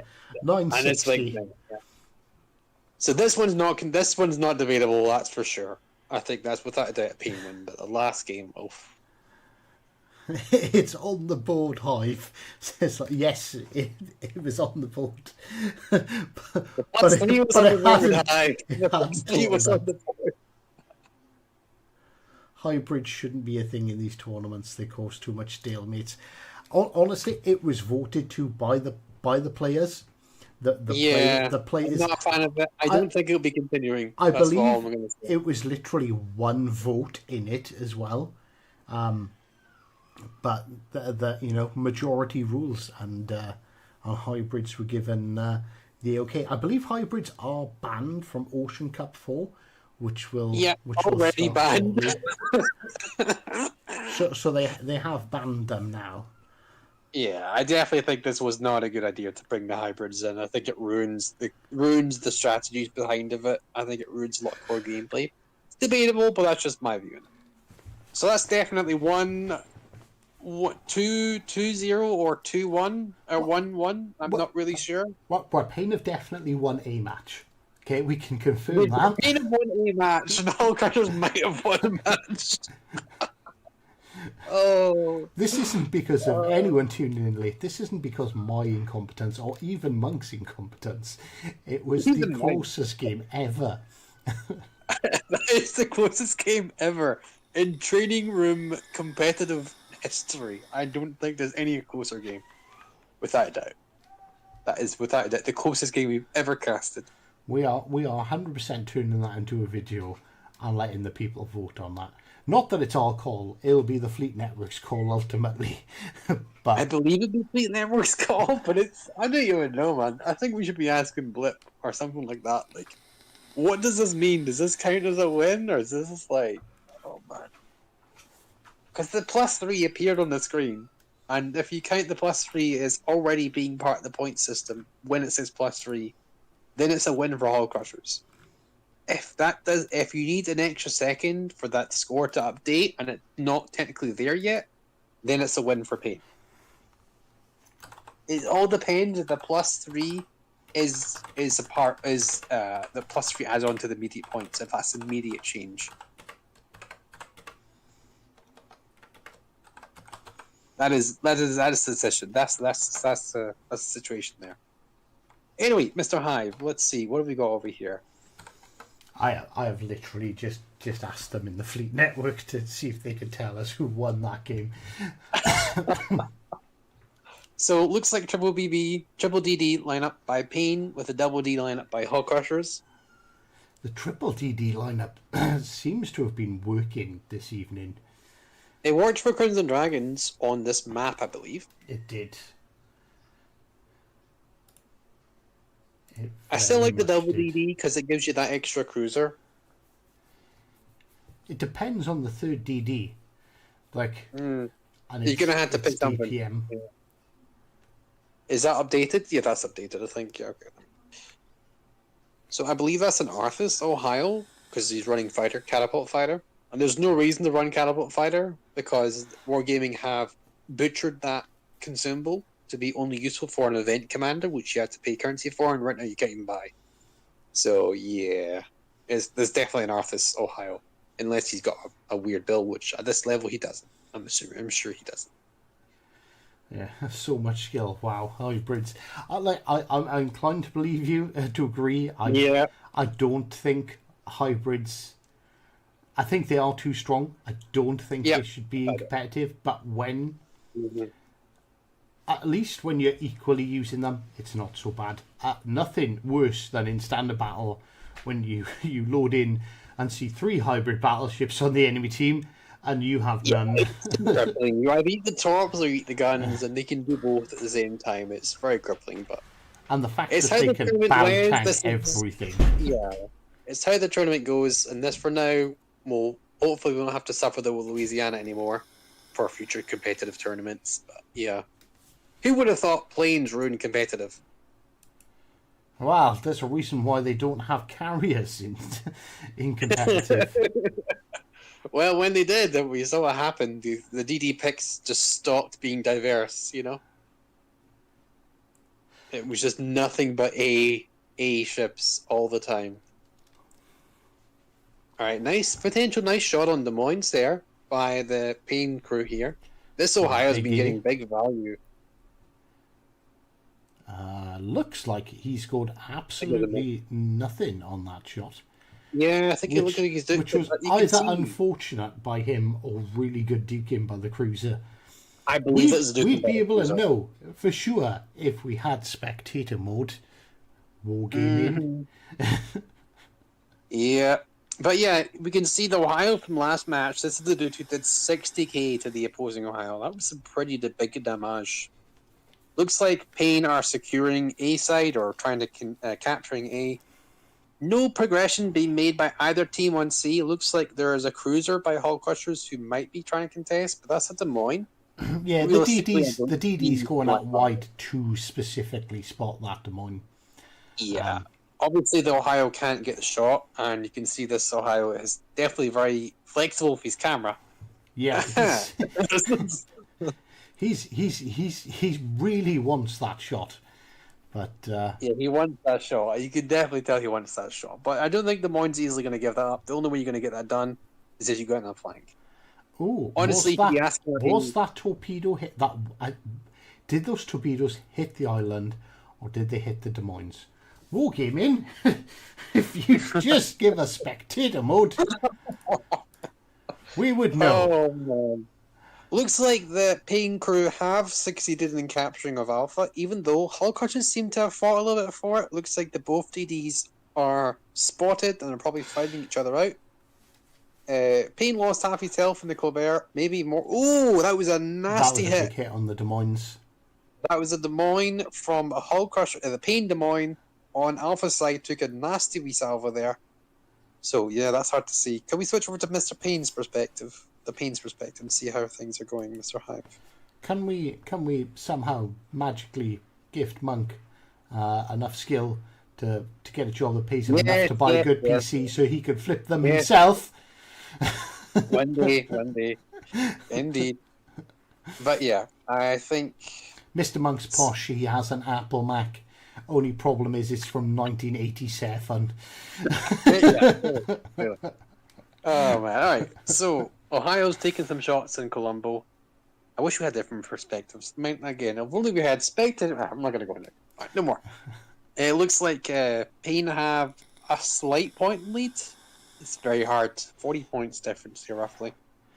But they are now losing A, and Payne aren't really in a position to contest it. And honestly, with that Colombo and that Des Moines sitting there, like flipping C, is not going to be easy. Yeah, 5 minutes in, and there's no decidable winner just yet. There's no ships being lost. It's a very close, a very, very staticky game here. Do you know why? They're all watching back the first match, arguing over who won. Yeah, clearly. Okay, so shots in Ohio, that could be good. It could not be. We'll have to see. Almost a blind fire shot. He was briefly spotted, but it went dark real quick. No value, unfortunately. A shatter and a bounce, but maybe his follow-up shot will be a bit better. No. So it looks like that DDs are on by a pain or contesting or trying to capture C. The Des Moines is there, backed up by a battleship and a destroyer, but he's got his own support. What do you think, Hive? So, do you want the official ruling? What's the official ruling, Mr. Hive? So, from Sir Norris himself, 625 points to Payne, 624 to Hull Crushers. So it's a last Payne second. Win. So that's a Payne win. Man, all right, okay. It feels like a bad call. It feels like a bad call, man. That plus 3 on the screen. I don't. Why would you improve? Why would you add the +4 on the screen if you don't? If it doesn't automatically update? Like, why? Payne have lost to Louisiana. That's pretty big. This is pretty big. That could be the deciding here. Ooh. This is now Hull Crushers to lose. They've got a 100-point lead. Yep. But that Colombo is getting pretty dangerous. That Ohio, man, that's a full health Ohio. And that is a Des Moines Colombo. If he spots that Des Moines, that Des Moines is getting some damage taken to him. The DD is there as well. Yeah, but look. The shot is out. Colombo's going to do some nasty damage if he gets his guns, which he will. And Ohio can't really turn because of the island. He's forced to give the Colombo broadside. 16 guns, improved pain angles. Oh, he gets super lucky. Like the angle, the angle had just turned good. Only yeah, but you remember as well. Like the Ohio is turning and raises the ship out of the water a bit more, and his Citadel is more exposed. Like, whoa, this RNG is really favorable. I think the Colombo made a mistake by going for the Citadel. If you went for the superstructure, that would have been a 20k salvo. Really well played by the Ohio, with a bit of RNG on his side, I gotta say, because that could have been really good. Like, that was not enough broadside, not enough angling to prevent the Colombo. Big A! Oh my god, you're gonna give me a migraine with your twitchiness. In all fairness, Mike, I've asked the question. I've said, but the +3. Yeah, I think the only ruling I'd be happy with if I was Hull Crushers is if the Wargaming crew said that +3 is not official +3 until it's updated, or if it is. Now, you can see Ohio's taking some tarps here, but he's damage control and double fire. Really smart play by the Payne Ohio here. Smart play. He's using his heel. He's still not using it. Look at that. He's still not running his damage control. He's on a flood and double fire. But that was just one set of torps. There could be a second set on its way. Yeah, but look at it. He's safe. He's safe from being torped now. I 100% understand. I think the Ohio damage control would have been long enough to get out of that situation. I think it was a little bit waste, but yeah. Oh, maybe not. Maybe not. Oh, and he was lucky not to catch a flood there. Jesus No. Oh, God, such perspectives. Get away. Someone kill that guy. Dear God, stop it.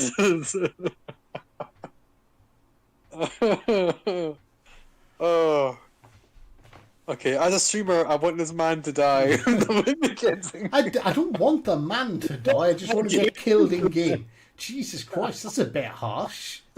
Thank you. No. In the game. No.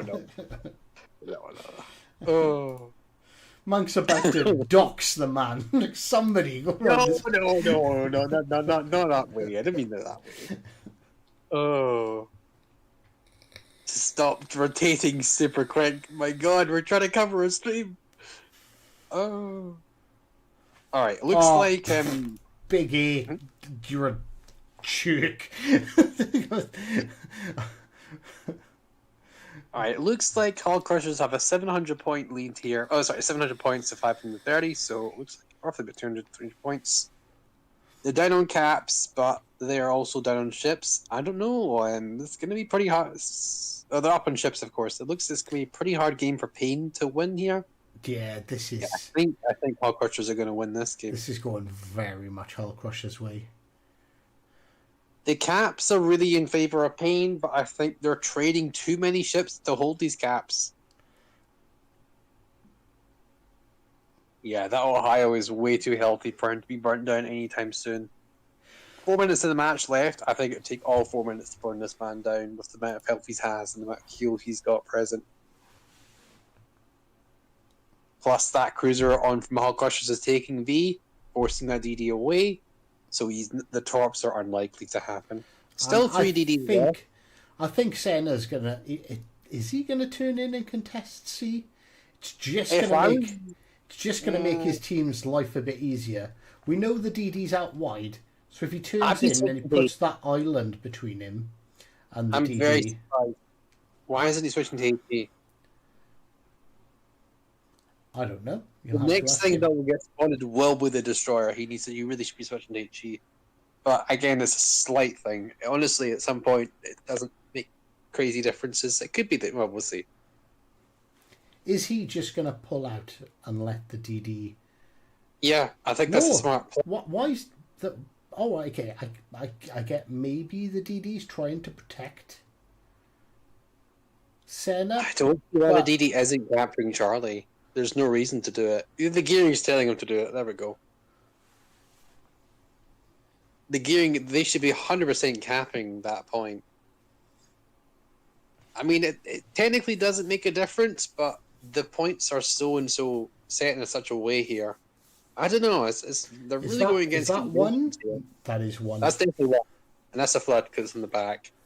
Instant damage control, which I think is okay. Yeah, I think that's fine. He might regret it by catching a fire, but I'd rather have a fire than a flood. Yeah, 100%. So I think he chooses to disengage. He's not going to fight that fight. And the gearing. You're just going to run away and win. Yeah.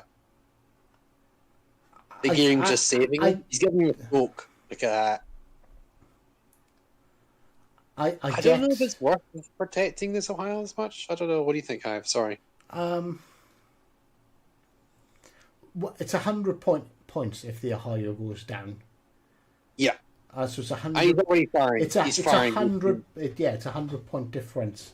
So that shot just ruined that whole gearing smoke. He should not have taken that shot. Wasn't the best shot in the world, and the fact that he did that shot just made that smoke. Well, he's going dark now again because of that rock. If he fires again, the DD's going to spot him. Yeah, there we go. That gearing smoke provided almost no value at all. And Hull Crusher's DDs went down. I think this was a lot of couple misplays on this side. We'll have to see if it's enough for Hull Crushers to lose this game. 1 minute left. My God, these matches are getting closer and closer.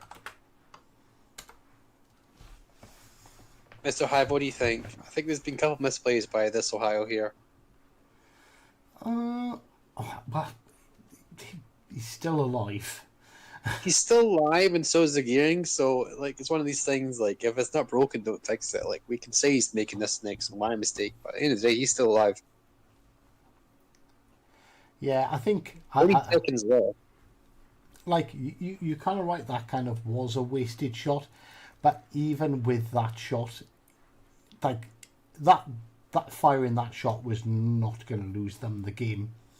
So bad call, but in the grand scheme of it, it was fine to do it. So if it was a closer match, that would have been a bad call, and it might have cost the game. It's not like me being in a DD and firing at an Atlantico. That was a dumb move for glory. That was a bad call. That move, yeah. I definitely did. So 1 second left. Hull Crushers are definitely winning this. I think those mistakes were not enough to cost them anything crazy. But regardless, damage was done, and that's definitely a win. Right. Hull Crushers. So it's 2-1 to Pain, I believe, or it's 2-1 to Hull Crushers. No, it's 2-1 to Pain. I asked about the +3, and Norris even said I did see, but not in time for it to go on the board.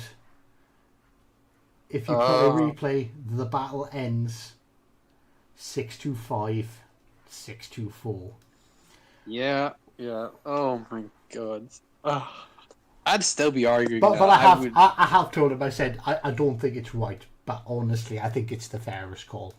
Like you It's hard. if you're going to use a metric to confirm the winner, like what is on the board as it turns 0 is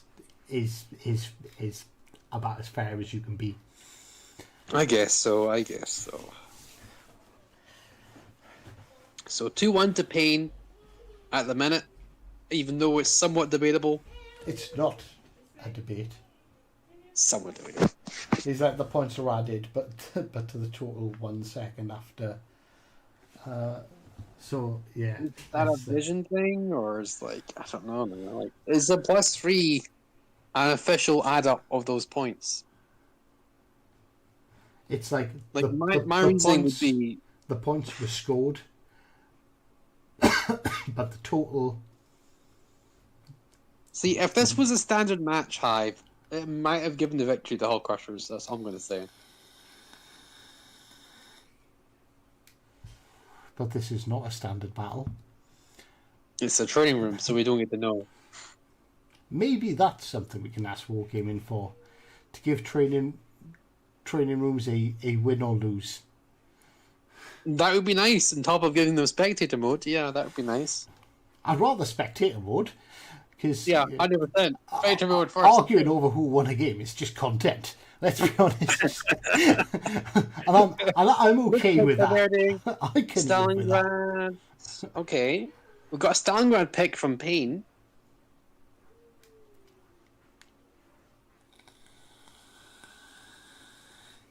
Well, we've seen the Stalingrad work well, so it's the dragon, so it can do something. It's 100% okay to use that. Yeah.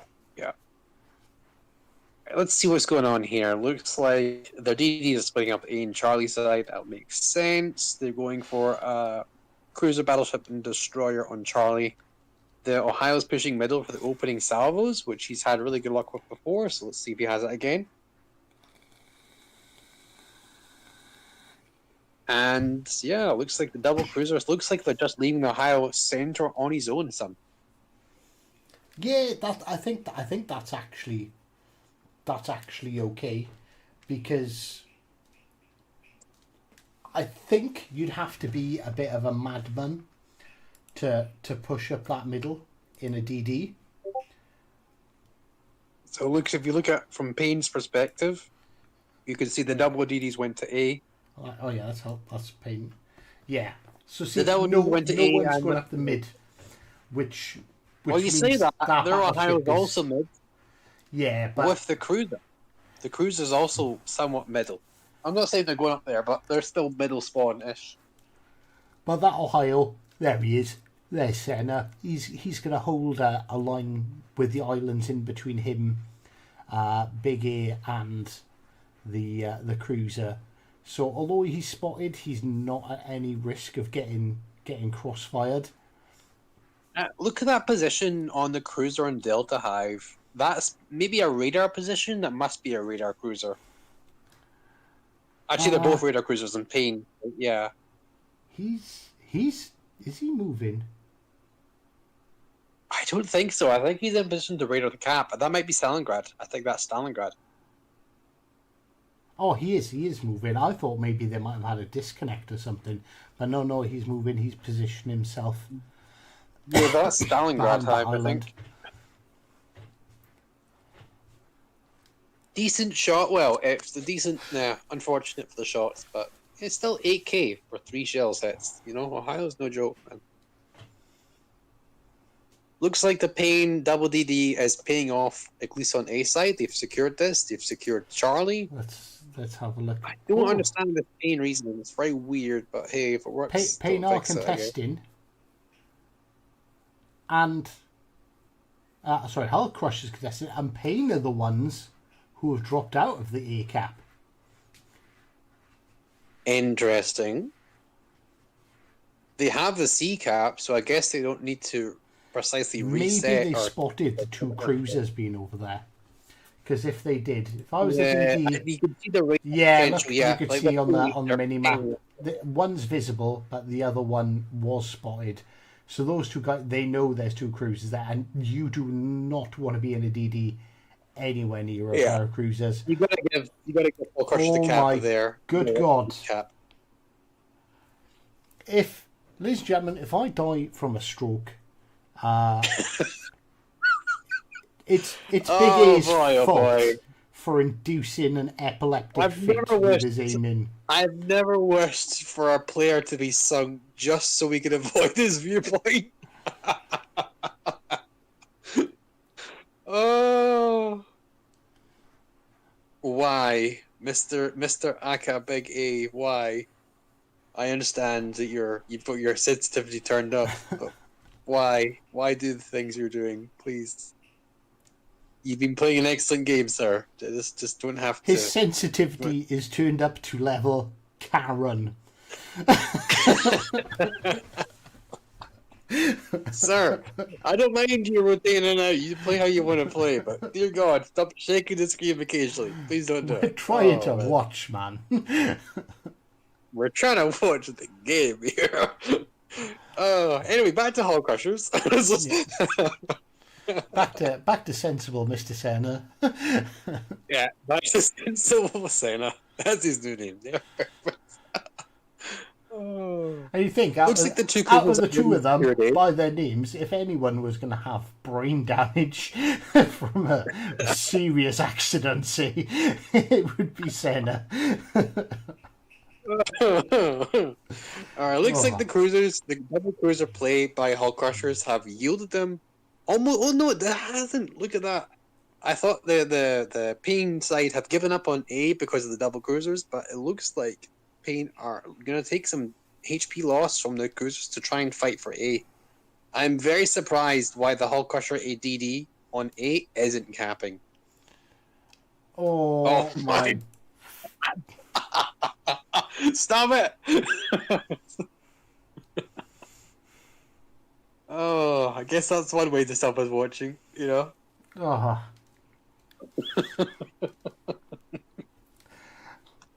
Oh, we apologise, chat. Spectator boards, Wargaming, blame them. Right. That's all I'm going to say to that one. I don't care. I want Mr. Swifty back. He's playing. Why isn't Mr. Swifty streaming? I can deal with his butt wiggling. Yeah. It looks like the Ohio from Hull Crushers missed the first shot. The second shot looks a bit cleaner. Still no Arthur's activation from his catapult fighter. I'm not sure why. Maybe he's looking at an opportune moment, but you got to remember Ohio's got 6 planes. You really should be using them to maximize your damage. I'm not sure that he knew there'd be 2 bounces there, but yeah. Looks like, again, the Hull Crusher DD on A is now back into A. He really should be contesting. It's being contested, as you can see. I think. No, he's not in the cap yet. He's got plenty of support. I really don't see why. I'm not really seeing the full picture, maybe. But the ADD on Hull Crusher should easily be able to cap that. I'm intensely watching the scoreboard to see how it works. What do you think, Mr. Hive? What do you think of the A side here? What do you think this Hull Crusher So it seems to add the points, and then you get the pluses pop up if you look. Focus with me, Mr. Monk. See, up, then the pluses drop in. Ready? Up, then the plus. Up, then the plus. So I think that was unquestionably a Pain win. Now that I've stopped making fun of Big A's camera work. Hey, do you think Big A was the cameraman from the Blair Witch Project movies? And why has Mr. Monk gone silent? Have we lost him? Did he fall into the ether? Is he dead? No one will know until he returns or doesn't. Back? Am I back? You were the one that went. Yes, you are back. You should have stayed quiet another 5 minutes, and I was gonna start a GoFundMe for your funeral. We were gonna build a Viking longboat, push you off the Scottish coast, and not just one, just let everyone fire burning arrows at you. Not because it's a traditional Viking thing, it's because, who doesn't like taking a shot at Monk? And then just before I go down, the +3 appears on my screen and I come back to life.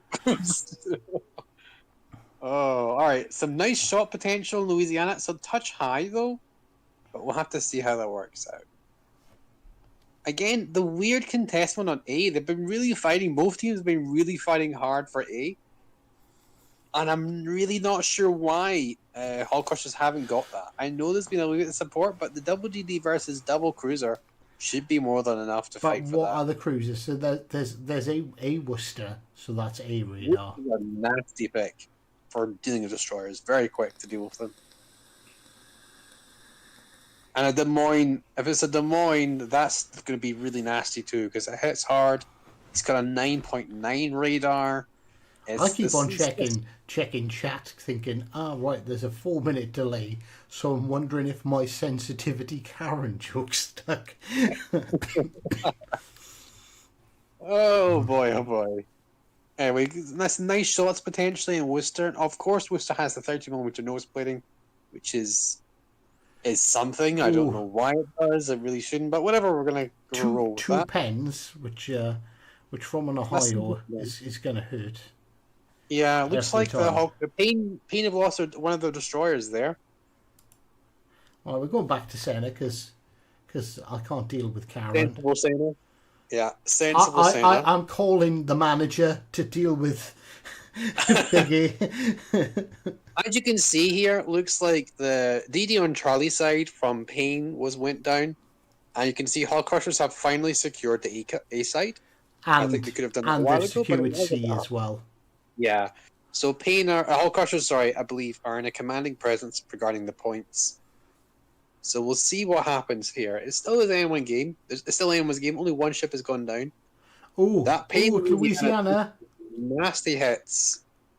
Their Colombo from Hull Crushers goes down. Oh. Louisiana's still alive, and as you all know, or you should know, HP, your heals is scaled off your HP percentage. So you build more HP, you're going to get a better heal. I'm still calling shenanigans on that.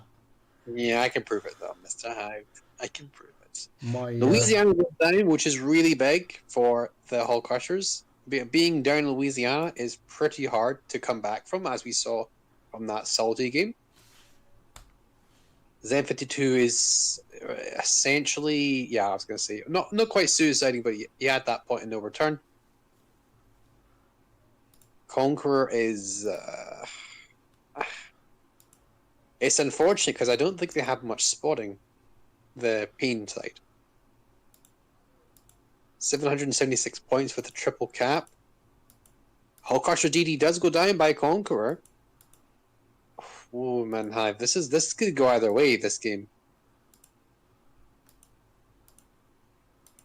Have I lost Mr. Hive? Or has he lost me? I am trying my damnedest to get my Elgato to work in the background so I can check that percentage thing. Yeah, Ohio is doing Ohio brawling. This is a bit of a ballsy play by Cena, but it can work out. He's giving a lot more angle than Ohio is, but he is still angled somewhat. So we'll see. But that Conqueror, if he gets some more south of the Conqueror, he can work him down and give him some time. Yeah, like it doesn't matter what ship you are in. The Conqueror is not something you want to be hit by, because it will level you for like 20k in a this salvo. game is really close. Yeah, really close game. You don't want to be taking any unnecessary damage. He doesn't need to fight them right now. He just needs to wait the point timer out. So there's no reason to lose any HP. Well, they are losing A. No, they're not losing A. Oh, broadside by a Conqueror. That is bold. And that's two fires. HE. No, but the Conqueror being broadside. Like, that was fine. Oh, I don't know. I wouldn't. I wouldn't have come out there broadside. I think he got somewhat lucky. Maybe some luck. Yeah, I don't like this play by Cena here. I do not like this. There's no reason for him to take this fight. All he has to do is back up and not disengage. I don't think this is I think it's a misplay again here. Yeah, I don't like. If the Conqueror gets another fire now, you're boned. You're gonna eat some serious damage. All it takes is another chunking by Ohio and a double fire, and you're probably dead. I think he should have backed up. He shouldn't pick this fight. There was no reason for him to pick this fight. Decent damage on Conqueror, but that's not enough. Like trading wise, he done okay. Yeah, but it was too risky a trade. It could have worked out much worse for him. Like, he got...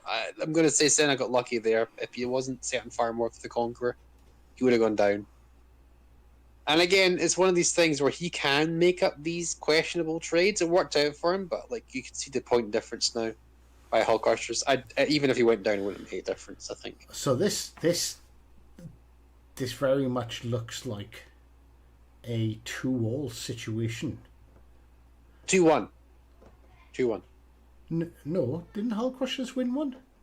No, Hull Crushers won the last game, Hive. Yeah. You had the debatable win from Payne, and then you had the Hull Crusher win. No, wait, no, hold on. No, you had... Debatable win from Payne. That's number 1. Yeah, then a win by Payne. Then you had a win by Payne, so that's 2. Then you had the Hull Crusher win, and then you had a Hull Crusher win. So it's 2-all. Yeah. 2 each. Like I said. You're arguing me for no reason. I'm confused. Oh, there we go. 0 points. That's yeah. So that's 2-all. That's 2-all. 4 games. Holy crap! The final game is gonna be the decider. What a close matchup by both teams. Holy crap! And all started by the precedent of the tightest game I have ever seen. I'm just going to highlight that if that game went to Hull Crushers would have won. I'm just saying that. I was super focused for a minute on how the scoring works, and go away, brother. There's far more important things than what you have to say to me, you bald twat. So that I wasn't calling you bald, Monk. I was calling my brother bald, just to confirm. It's fine too.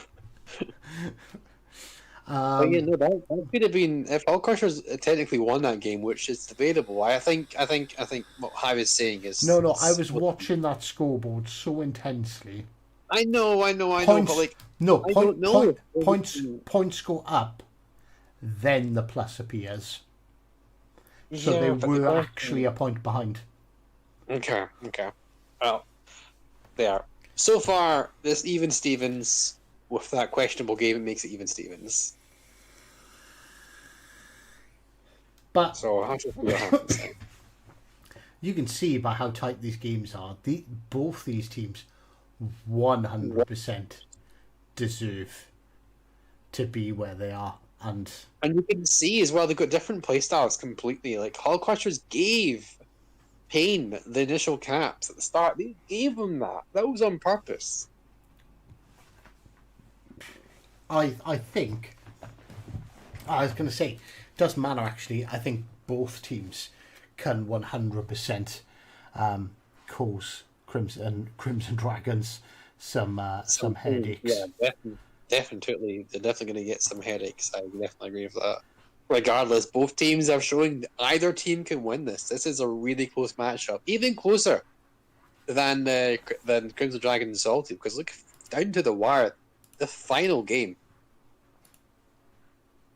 on Repost. It's a lovely island there. Just yeah, press play.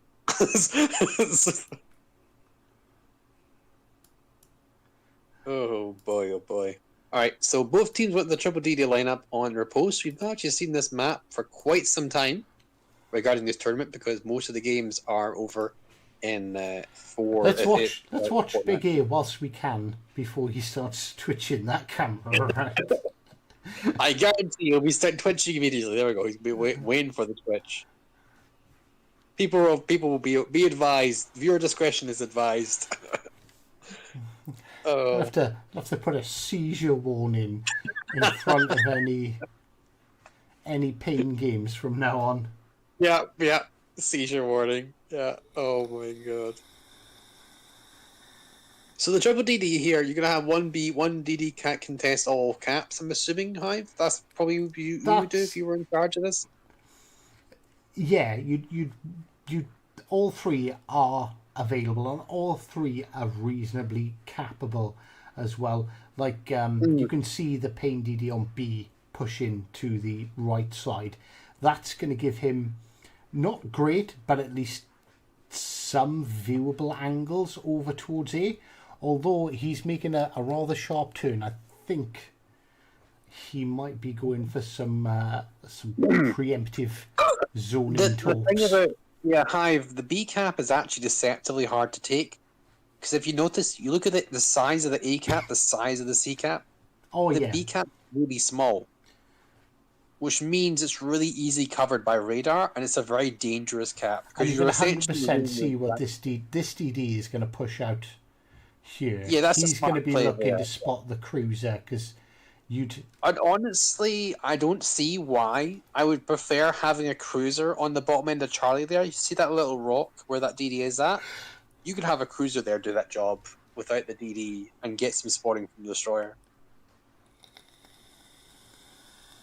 I mean, I'm sure they've thought about this more in detail, but yeah. I called it. That Worcester. Yeah, that is 100%. Exactly what that DD was looking for. And CMC sides, Hi, that's the exact same. Yeah. Unfortunately, and that's a problem that people need to figure out how to overcome on this map. Is when the cruiser's behind there, it's pretty much only that DD that can counter it, and it's kind of the same problem both sides of the map.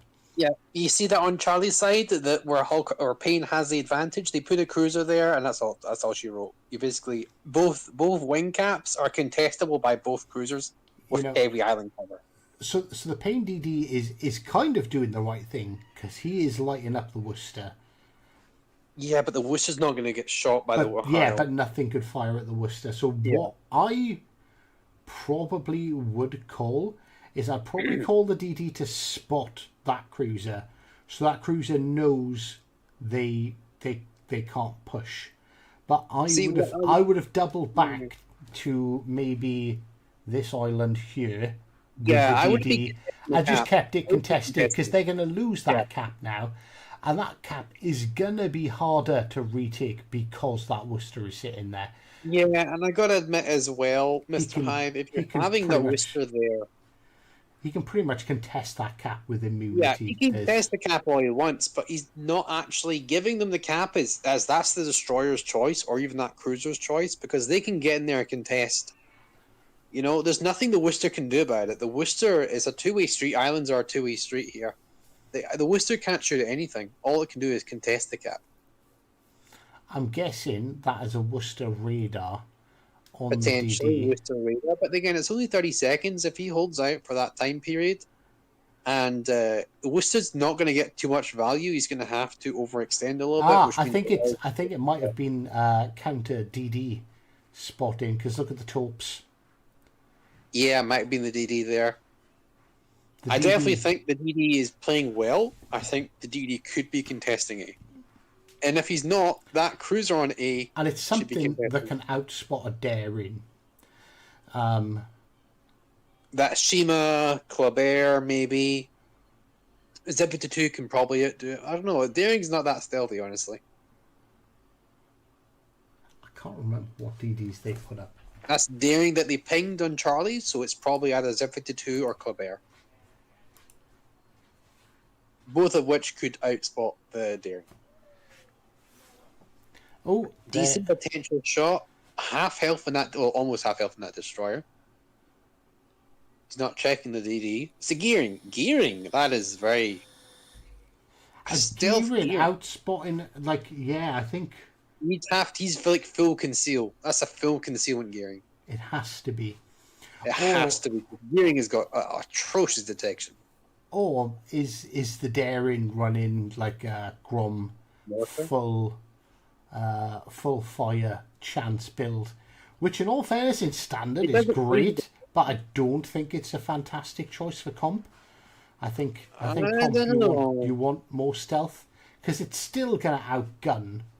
Hive, the Gromaz build doesn't reduce your stealth; it just increases incoming damage. Yeah, but you don't gain the perks from stealth. It doesn't reduce your detect. You still have, look at me now, the basic concealment trait. You just don't lose the... Like he's got all-out damage. Because I run an all-out damage Daring for standard battles. Because I love burning down battleships in it. I think it's hilarious. Because they can't do anything about it. I do think the Gromaz build's really good and competitive, in my opinion, as well. In my opinion, Mr. Hive, but I know you've got a different opinion on that. I get what you're saying, but I don't think the concealment... Yeah, but you don't run twist and track in competitive games. So... Oh, shush, I do. Yeah. Oh, shush. Not always. No, here we go. Warning. Okay, we're okay. Well, let's have a look. We spent quite a while. Big E was behaving, and then he had targets to shoot at. So then he wasn't. So let's switch over to Senna. And as Senna looks like he's going to eat 3 taupes, 4 taupes. Yeah, a little bit sore there. It's gonna. He took them on the belt though, so their damage wasn't all that significant. Yeah. I think Fluff to chill and conquer, unfortunately. Stalingrad's got a nice shot on Stalingrad. Unfortunately, Stalingrad doesn't have the best in terms of that shot. Stalingrad himself is at a little bit of a sore spot. He could get some nasty shots, but I don't think Senna's getting really the best opportune shots there. Yeah, the reset's big, but nothing else really. He's taking a lot of damage for his positioning. He needs to readjust, I think. I think he needs to readjust his positioning here. Yeah, you don't want to be sitting broadside to a Stalingrad. That Stalingrad looks flat, but he's not. He's pretty well angled. And I don't know, man. Miles nasty, but he's taking some monster sets, though. Yeah, you're right. It's just 3k damage. Yeah, just I not think a trade. Not a trade you want to be sitting in. Yeah. And look, Stalingrad's going to be like, yeah, that's fun. I'll bounce your shells. All day. Yeah, I think Sen needs to move. He's really in a bad position here. He's getting farmed by Louisiana potentially once the drops come off cooldown. He's going to get farmed by Stalingrad poking and getting some free damage on him. And you can see more shots coming in from Conquer potentially. Yeah, I think this Ohio position needs to get moved. You need to relocate. You need to do something else with it because you're just going to go down for no real value.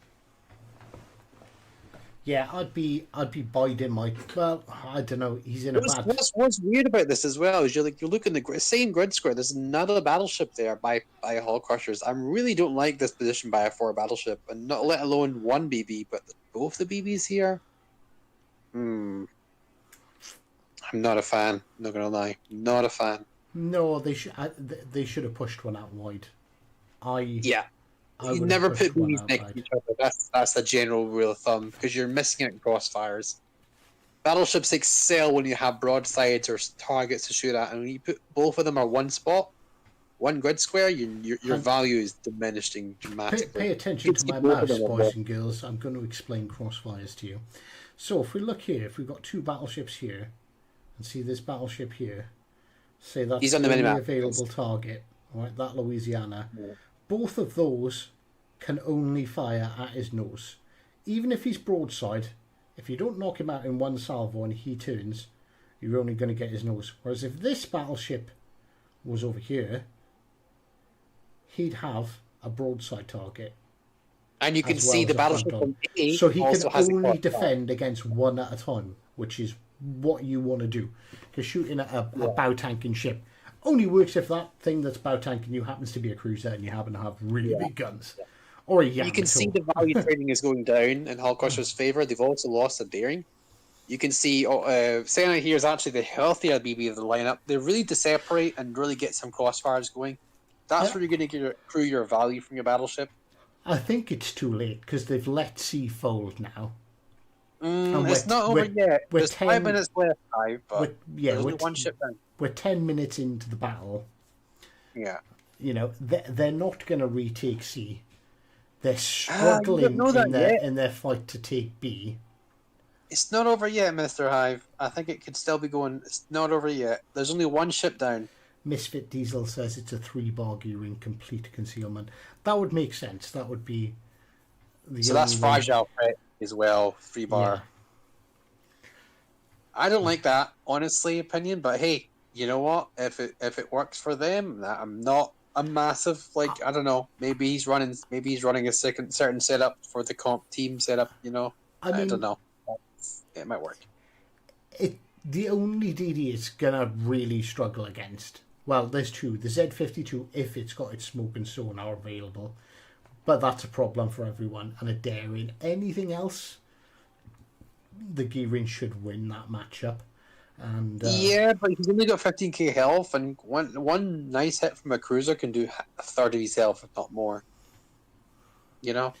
Yeah, but he's not looking. He's not looking to fight DDs.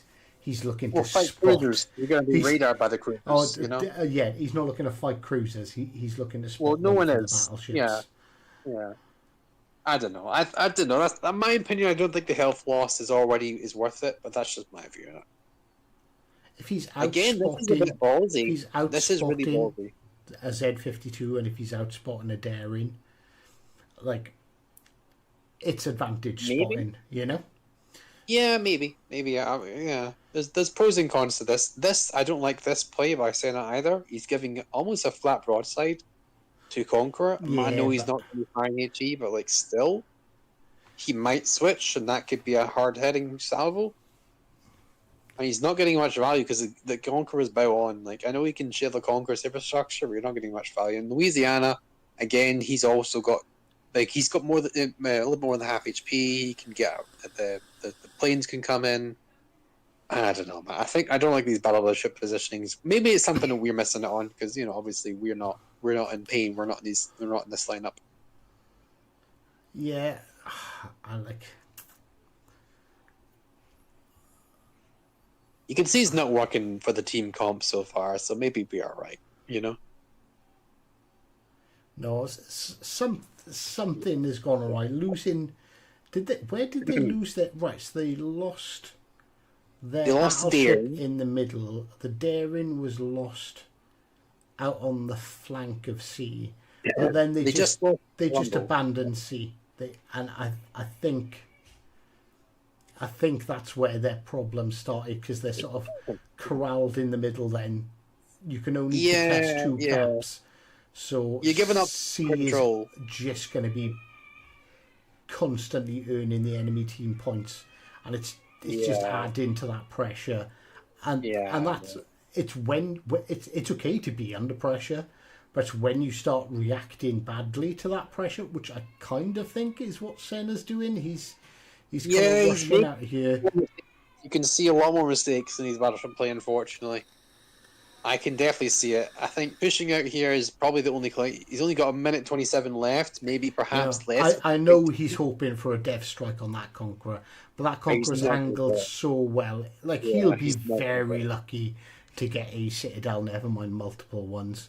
And the Des Moines got AP on him, that could really hurt. The question is, does he get lucky and yeet the crap out of that Des Moines? Hello? Because he is by one. That is the question. The answer is no. Des Moines just took him to pound time. But he did take out the gearing. He did take out the Des Moines, no? He did do it, Mr. Hive. But it was a trade. Yeah, and I think this tournament goes to Pain, I believe. So it's Pain versus Crimson Dragons.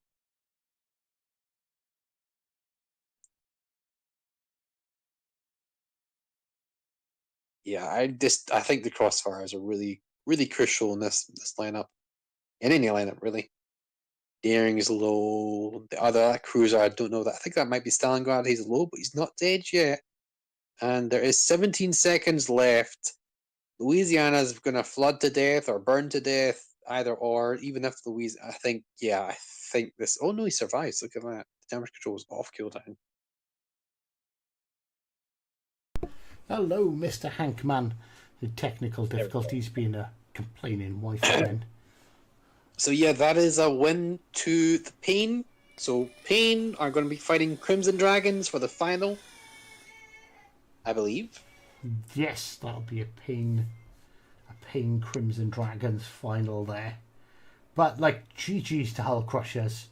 Like, 100% deserved to get to where you were. You guys have played really well, man. And you guys, they've just put in so much effort over the last couple of months. It's really good to see it pay off. And I 100% expect really big things from them in Ocean Cup 4.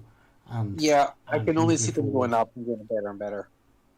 Really impressive their first game as well, because they were down so many points and they clawed that back, and that is really impressive. I don't think I've seen such a recovery from any team in this tournament so far. Like, they didn't get the win, but it was such a close game. Holy crap. You know? Yeah, so well played. That was a brawl, like, the whole way through. Every single match. So congratulations to Pain. Commiserations. No, commiserations is the wrong thing to even say to Hull Crushers. It's unfortunate for Hull Crushers. It's unfortunate. Like, you guys played well. They should 100% be walking away with their heads held high. Yeah, we should let Mr. AK. He's even schizophrenic when he's going through the menus. He's playing the enemy commander. Look at him go. Oh boy, oh boy, oh boy. Well, I'm just gonna pause it there. Yes, Mr. A, perfectly normal. Perfect. Yeah. So, Mr. Hive, did you learn that I'm right about the percentage is the heals are my Elgato is being a dick. Next time which means I need to restart my PC for it to work. Doesn't matter. Anyway. So yeah, big congratulations to our winners. That is Crimson Dragons and Pain. And well played by both the other teams, Salty Sailors, which of course are a Kraken team who recently just beat Wassa in the tournament. So we're gonna see. Is there a match for third and fourth place? I don't think so. I double check, but let me double check. I don't think so though.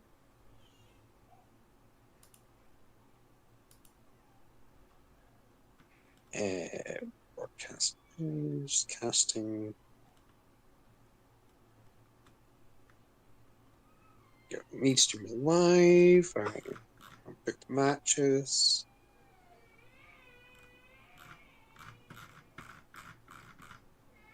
No, I think that's it with the Hive. I think it is.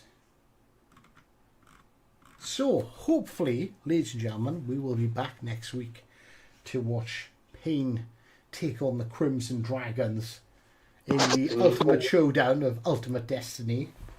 Unfortunately for us, we might be getting that perspective from Mr. AK Biggie. I am going to speak. I'm going to speak to Mr. Rambo in the meantime and beg for any other perspective. GG's, you played well, but my God, You I hurt tell my you, Mr. brain. Biggie, don't pursue streaming. That's all I'm going to say.